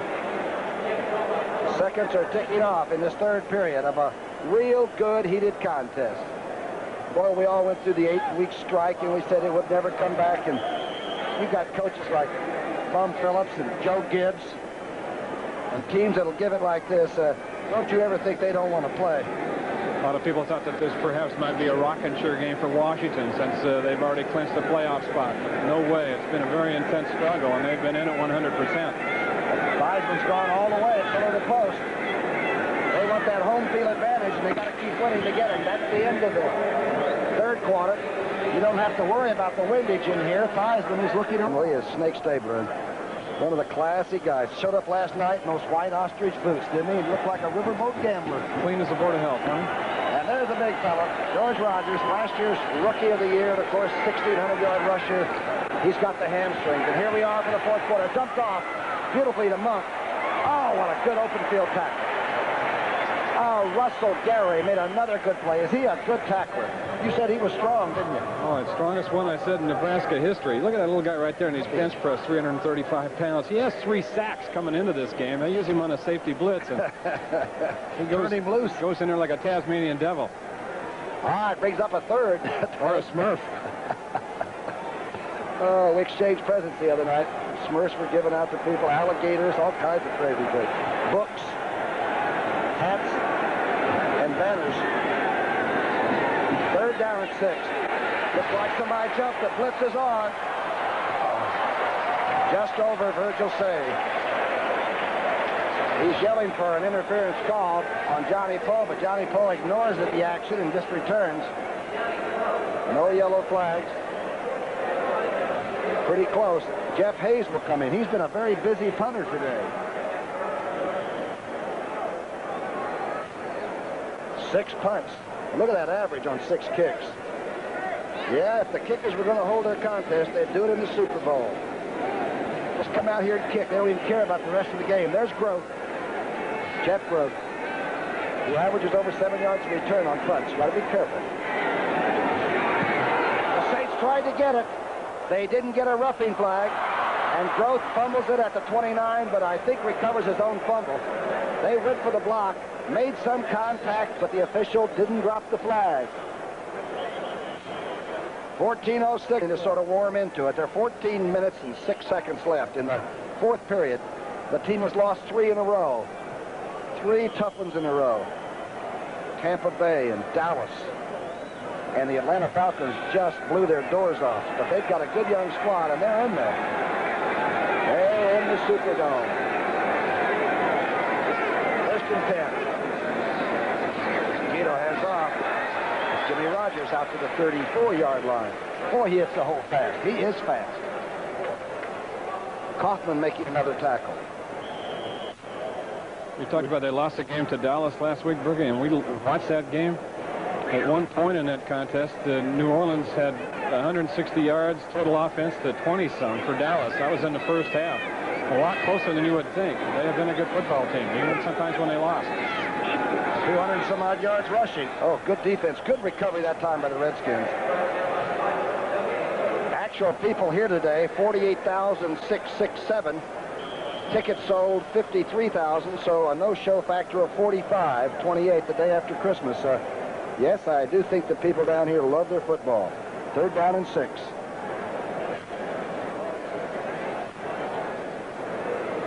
A big year. Second year of Bum Phillips's reign as king of football down here, and he's got them almost knocking on that playoff door. Here's a spread out by Merkins. Dumps it. Oh, couldn't quite get his hands on it. Wilson had to turn around. That might also be one of the weak points of the I formation. A tough angle to get a pass to the back coming out. Russell Erxleben almost as busy as Jeff Hayes. In fact, busier. 8 of them. Look at that average. And some of those have been up near the roof and near that 6-sided television screen. Deep men, of course, for Washington. Just deep man, number 21, Mike Nelms. Looking for a break. Either team is sort of sparring right now.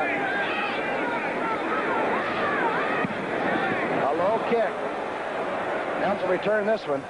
It hung up and slid sideways. The flags are down. Nelms gets to the 35-yard line. Good return by Nelms. A 47-yarder from the line of scrimmage, but sort of a low kick. Russell would rather get a little bit more height on those. Redskins detected for a block in the back. A player is down. Okay, we're getting to the point of the game right now where defensively New Orleans, trailing by 7 with 12 minutes to go, might have to take some chances. They might have to do some gambling on defense and do some blitzing and some safety blitzing to try to cause a turnover or create a big play situation for them. If they stay consistent, stay in an even front, you're getting to the portion of the game now where with that good offensive line of Washington, they snap the ball and hand it to Riggins, and he gets 3 yards on you, and then he gets 5 on you. So you got to try to bust in there and make things happen. Riggins is over this year, just gets stronger as the game goes by. We said that. I think 40-some% of his total yardage this year has come in the fourth quarter. Illegal block above the waist, number 89 on the return. First down. Number 89 making the young Okie the running back. It looked like something in the lower leg, but he's sitting up there all right. Doesn't look like they haven't been taken right in for x-rays or anything, so obviously we hope he's going to be all right. Continue to play. First and 10 at the 21. There's Jimmy. And remember what Wayne Walker told you. That is a good offensive line, and they sit on that ball. Man, they need a 20-second clock to get that bunch to throw the ball up sometimes. Here they start. Oh, good defensive play, and Washington is tripped up at almost the line of scrimmage by Ricky Jackson. There's a guy that used to play on the outfield end from Hugh Green, and some people thought he was at least as good as Hugh Green. Well, he closed it down that time, made a fine defensive play, and then leg whipped Washington to make the tackle.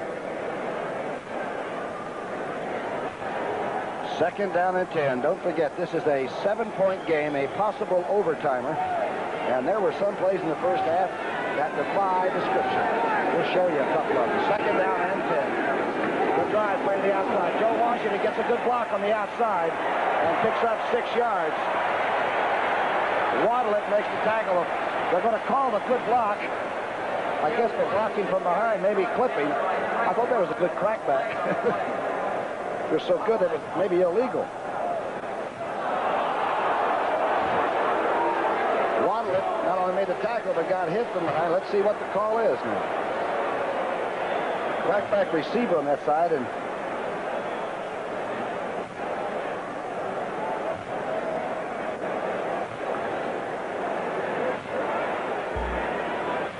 let's see if Mr. Herberling will give it to us. It's against New Orleans. So the block was not only good, the defensive play was bad.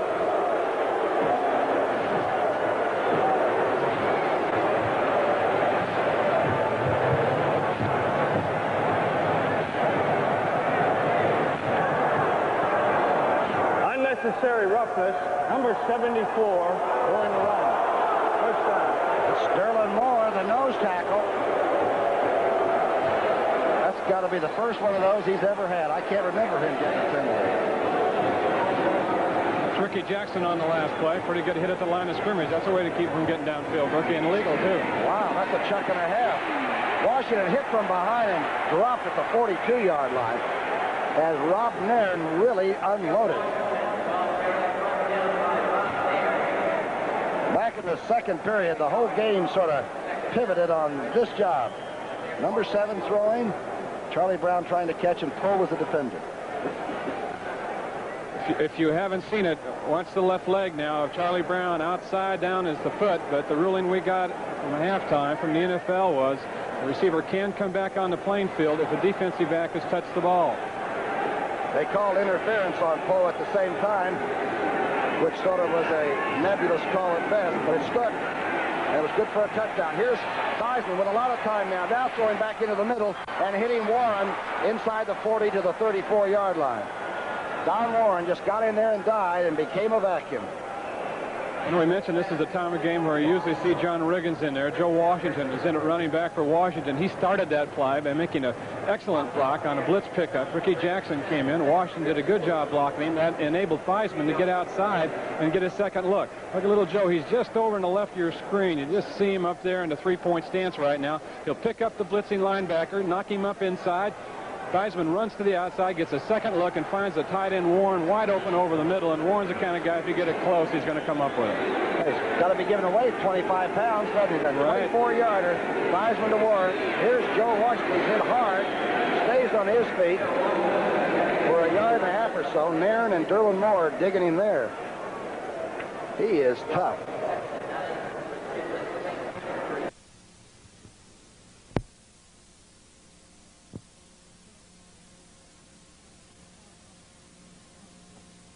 Lose his life. Wiggins has been carrying a big load this season, carrying the ball about 25, 30 times a game. Who wants to save him a touch? And a good fast track here in the Super Bowl. Theismann, he hasn't been touched down. He's okay to run. You got to put him down. He's out of bounds.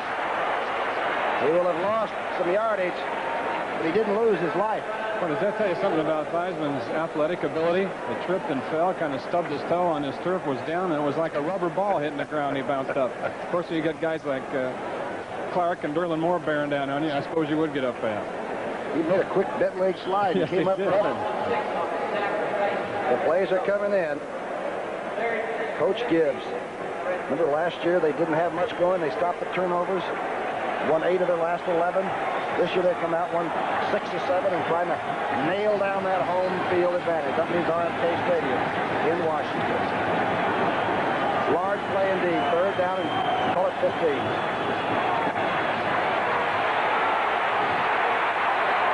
Theismann's on the move. Theismann is tackled at the 28-yard line. A great defensive play by Russell Gary. And he came over a blocker to get it.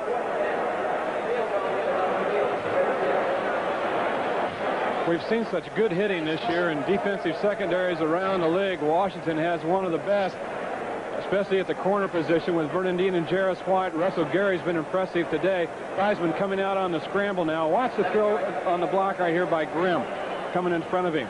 Gets the block on Paul, the linebacker. And then Gary comes up and makes a tough play. But Gary can play in my secondary, a 9-yarder. Now the field goal by Mosley would be attempted from about the 33-yard line, so it's a 43-yard attempt. He's perfect so far today, and of course he is 22 of 22. Virgil Say is leaving. He was the one that made the block. Gary went right over the top. This is really a good football game. We found out that Jimmy Rogers' bruised leg will not return.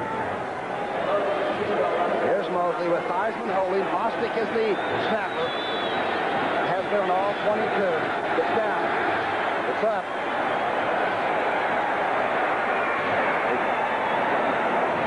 Best way to play it is to hit it right down the fairway, isn't it?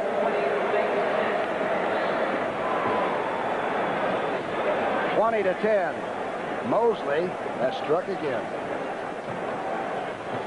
Almost surreal, but yeah, that's right. This place was done in 1975. And the Super Bowl comes back here in 1986. God willing, they'll all be here to take care of it. Here's young Hayes now kicking off. Ducking his back, and Andre Thompson. Oh, he's kicking it good. 5 yards deep in the end zone, and it will be touchdown there. And Guido Merkins will take over at the 20-yard line. Stabler has not played a play. Of course, he came in with a bad arm. Nor has George Rogers. But the Saints managed to stay close. Look at this one in the 4th period. The Eagles 21, Dallas 20. That's at Texas Stadium. 28-14. Minnesota getting back into the game. It's hard to catch the Jets if they get that far in front. Interesting what our friend Dexter Manley told us that his idol was sort of watching Gastineau make the pass rush yesterday. Here's Merkins back to throw. Set up. A lot of time this time. Oh, off the hands of Andre Thompson. To say that was catchable is the understatement. Pretty good throw by number 19. Good blocking up front. Andre Thompson right there, former Green Bay player.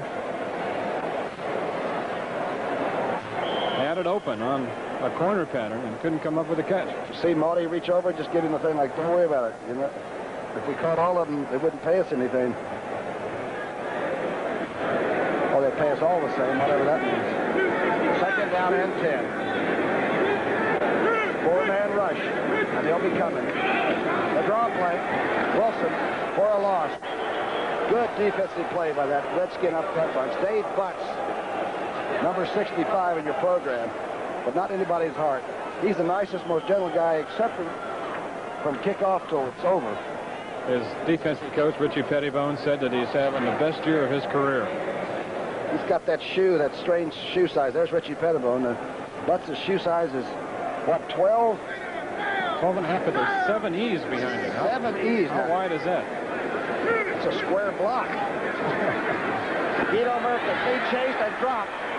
Good pressure, and the sack goes as number 57 came from one side. That's Malott, of course, the Penn Stater. He had 3 last week against the Giants. 272s working against each other right here at the right corner of your screen. Number 72 for the Redskins, Dexter Manley against Leon Gray, former All-Pro. He takes it to the outside. And then you see Darrell Grant getting hung up inside. McGee was in there, too, the pass rushing specialist for the Redskins. Used to be with New England. The 4th sack. And they're punting from the end zone.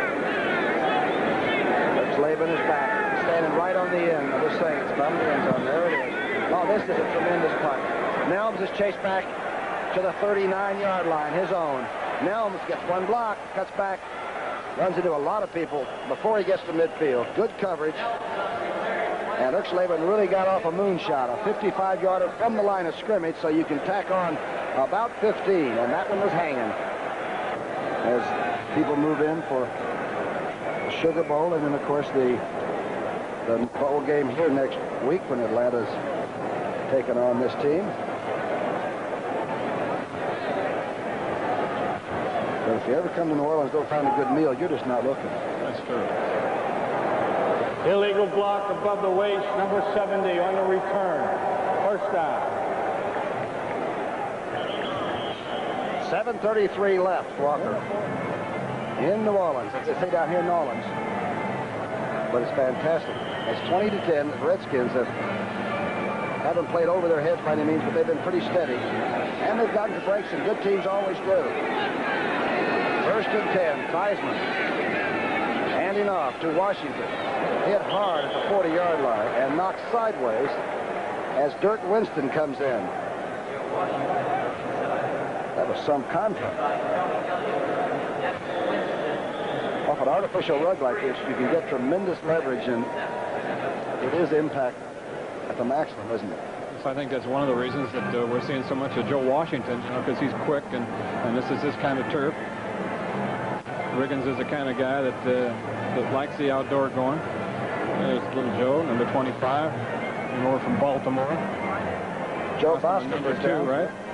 There's Bostic, the center.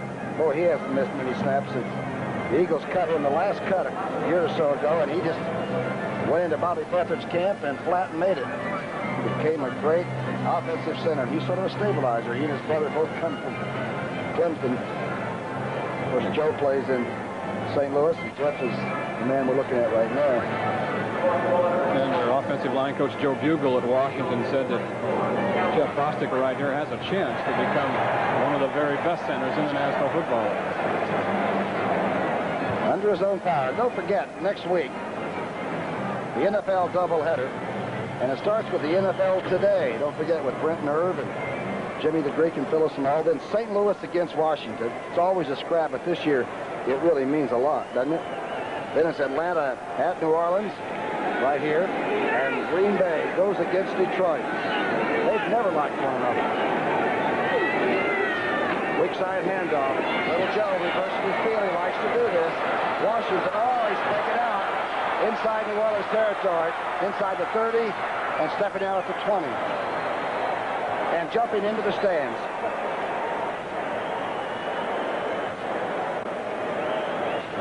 Hey, Ricky Jackson has been playing a good game, no question about it. He made a young linebacker mistake on that play.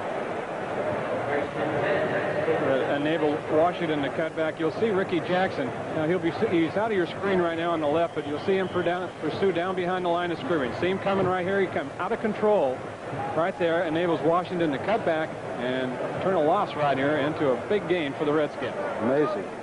I saw him in the first half against Dallas a year ago, and when he was in the game running like this, they had Dallas hanging on the ropes. Number 25 is special. First and 10, inside handoff. See, that's Harmon. He left Clarence Harmon. Oh, he's to the goal line. Did they give it to him? Clarence Harmon's first carry. The quick draw outside. Johnny Poe made the tackle. It's going to be right on the line. Saints took a chance that time, Tom, and they blitzed. They blitzed up the middle. Clarence Harmon, who's been a big play guy for the Redskins all year long, bounced it out. Once he cleared the line, no one was there. There was a safety blitz, and he popped outside, and he's got free going. Harmon coming into this game and gained over 7 yards every time he carried the ball this year. But besides Riggins and Washington, they got him. He's a clutch guy. Good, smart players. And as you said, the young team, the Saints, had to take a few risks and a few gambles. And most of those are backfiring right now. First and goal. Riggins to the door, but he doesn't knock it down and get in there. I don't see any arms up. He tried the second surge and still didn't make it. You're not going to keep him out of there too many times from this close with that offensive line in front of him. Takes him a while to get warmed up. His teammates couldn't even call him the Diesel because it takes him a while to get warmed up. The Diesel? We had him as the aging bull one time. Now he's the Diesel, right? He's a heck of a player. Number 44. The Saints are tough against the rushing touchdown. But that's the 8th one against them this year. Finally broke it through there at 230 pounds.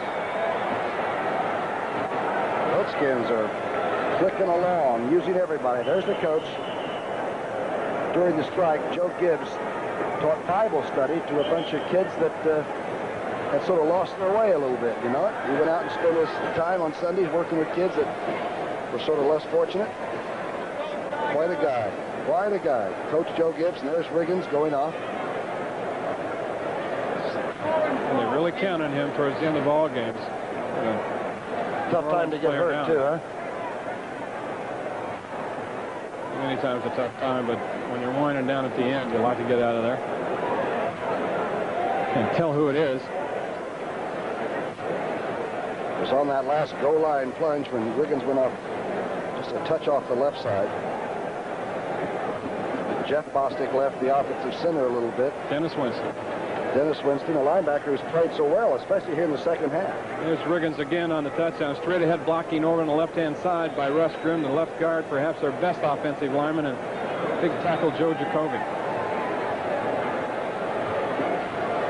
The Hogs, they call that offensive line, and you saw why. They were all down there scrambling around. Bugle even got them those shirts. I wouldn't mind having one of those. That may be a collector's item. This team might go on in and play day by day and win the big one. The offensive line all has those T-shirts that has the Hog emblem on them, and they gave one to number 44, John Riggins, because he gets some tough yardage and scrunches around in the mud also, they said. Winston's still down. Like a fine wine, Mosley gets better with age. We talked about the efforts of Riggins and that offensive line up front of him and how they just keep cranking it up as the game goes on, and that's the reason right there that they call number 44 the Diesel. 43% of his yards. come in the fourth quarter when the game is on the line and they need ball control. I think the most underrated thing about the Redskins, though, really is their defense. I think they just play as well as they can play to the detail, almost as any team I've seen. There's Winston coming up, former Arkansas All-American and the Pittsburgh Steeler.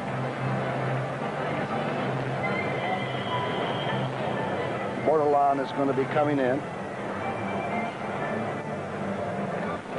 It's a tough game.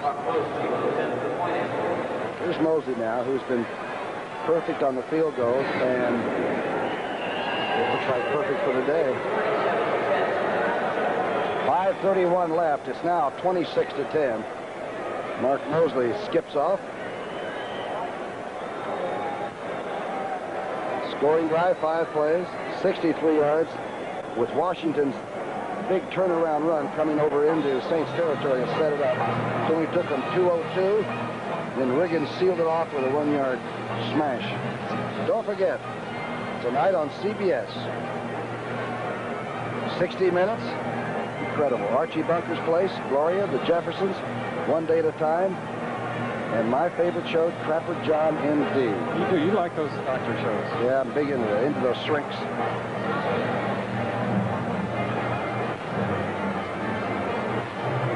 The ratings show that a lot of people watch these shows, you know. Everybody wants to be a doctor, I suppose.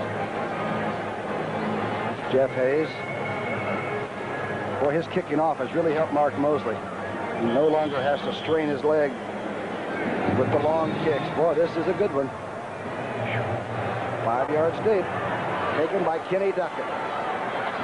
Duckett gets away at the 15-yard line. He is trapped, and there's a yellow flag thrown right with the players. Greg Williams was down quickly, like a swarm of bees. A 20-yard return by Duckett, and a slight disagreement about who has the ball and what have you. We used to say if it wasn't for the huddle, there'd be a fight on every play. But everybody goes back to the huddle and you forget what you were mad about. That's right. Grabbing the face mask against the Redskins. Now here's a tough situation for Merkins and the New Orleans Saints. Rookie, you know, a young guy, not established, not comfortable as he will be sometime in the future running a ball game. But he's down now at the end and behind in a have-to-throw situation. Washington knows that. Everybody here knows that, and it's very tough on a young guy. It's a test, isn't it? I remember when John Unitas used to be the backup quarterback. They put him in when the game was out of hand one way or another. The secondary used to love it. And then all of a sudden he started games. A lot of people think it's easier to come in and be the relief guy, the mop-up guy, but it's better to have your own game. Face mask, number 89 on the tackle, 15 yards, first down. Number 89. The Redskins did that. That's Alvin Garrett. Used to be at the Giants. A very fine run-back man in his own right. He went after that other run-back fellow. Guido Merkins. Dancing, moving, stays in there, close it good, and completed the 40 for what will be a first down. 5 minutes and 8 seconds, and the clock is running. He'll be very careful with the timeouts now. Boy, Bum Phillips and company have done some job at this team. He doesn't look like the Saints team that I saw through the 70s. This team looks like they know what they're trying to do. They're much more physical than the New Orleans team I've seen in recent years. Merkins going for all of it. Just overthrowing. 30-yard line is Larry Hardy, a big fellow from Jackson State. The AFC standing, the only guaranteed people are the Los Angeles Raiders, Mr. Al Davis, and Cincinnati, Mr. Paul Brown, 6-2. The rest of them are still locked in. 5-2, look at this. The Jets 5-2, San Diego 5-2, Pittsburgh 5-3, Buffalo 4. Only two teams definitely out of it, I suppose, are Baltimore and Houston. Blitz is on. Merkins is down. Dexter Manley. He came in as the leading sacker for this team. The 5th sack by Washington. Don't forget, 60 Minutes will be seen in its entirety following this game. You'll see all of 60 Minutes. Guido Merkens outside, overthrowing Wilson on the far sidelines. If he's done anything wrong today, it adds that he has been overthrowing people. He hasn't put the ball in bad places where it's going to be intercepted. He's been careful about that. He's been a little heavy with the arm and overthrowing a lot of people. I tell you, the Washington defense, Richie Pettibone has a bunch of intelligent players, and they love to get you. And maybe the greatest thing about them might be that they're not all super talents. Well, they're real aggressive, though. They come at you and force things and do a lot of blitzes. Richie said if he was a basketball coach, he'd full court press all the time. And he takes that theory right into this game. He goes after you. That's how they beat New York, too, by bringing those blitzes, safety blitzes, and et cetera, et cetera.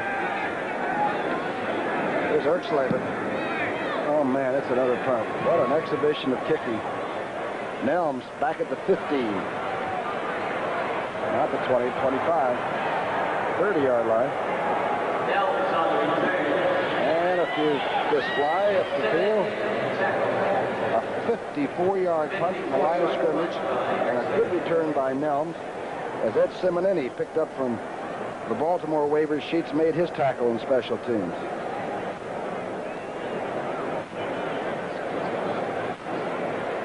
In case you might have missed some of the action around, don't forget the NFL Today always leads us off, and they're always here when it's over, too, to bring you up to date. Irv and Brent. The Jets. Wow. Just teasing Minnesota for a while, weren't they? Look at there, the Eagles. Can't believe it, but they're still alive. 24-20, leading Dallas at Texas Stadium. Tex Ram must be in a booby hatch by now. Handoff. Joe Washington. What a player he's been today. Reggie Lewis making another tackle.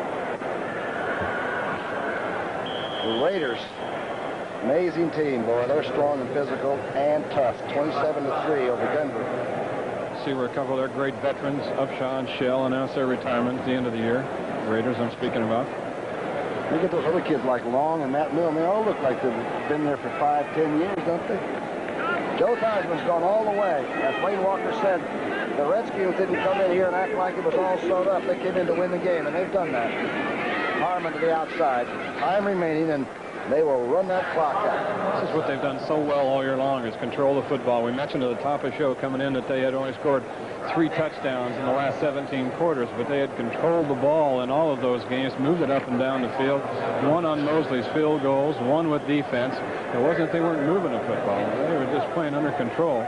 Of course, they'd like to have had the touchdowns. We also mentioned they were playing on bad fields, and that cuts your offense down when you're playing in the mud and the snow and the rain. You know, Gibbs made a funny statement, too, after they beat the Giants, you know, with the field goal and by a point. He said, these guys won't quit. You know, they simply will not quit. And they came back and beat Philadelphia in overtime the opening game of the season. They could have quit easily or not quit, but they figured it was over until another day. And they have a strange attitude of thinking that they're all winnable. Well, I think they realize, like he said, that they have to scratch and fight every week, because all the coaches around the NFL say now you just don't have a tremendous physical advantage over anyone anymore, and every game is a real battle. Boy, that's the truth. Bud Grant made that very clear to us, didn't he? 3 timeouts left for the Redskins. I doubt if they'll use much of those. New Orleans still has 2, so Guido Merkens is over on the sideline, probably with Snake Stabler and Bum Phillips. Old Bum wears pretty well, though. He runs his golf tournament down in Port Arthur every year and helps Bob Hope with a school for underprivileged kids, handicapped young people. And somehow I think that he'll survive to fight another day. 2 minutes left. It's 27-10. Private use of our audience and any rebroadcast or other use of this telecast without the written consent of the New Orleans Saints and the National Football League is prohibited. I did that to show you how responsible I am becoming now, a man of basic stability. It's 27-10. The Redskins roll at the St. Louis Football Cardinals next week. That's going to be something. Theismann is 14 of 24, 264, and 2 bomberoos to Charlie Brown. 57 and 59. Clarence Harmon. Bill Friel, my spotter, my able spotter, points that out. And I have never seen Harmon do anything but play well. I know it must be an awful thing to always be the last guy, but he has never done anything but done what they told him to do. We saw earlier in the other game that you talked about against the Eagles. That was the opening game of the season. He came in a couple, 3 times on third down situations, made some good catches to keep drives going. He's ready to play. You know, he's ready to play. If you need me now, Coach, he comes in and runs his first time he touches the ball. It's almost a touchdown. You've got to have those people on your team. Chicago 27-26. Wow, Rams battling back. Quinto into New Orleans territory. The Saints burn one of their 2 remaining timeouts, I suppose.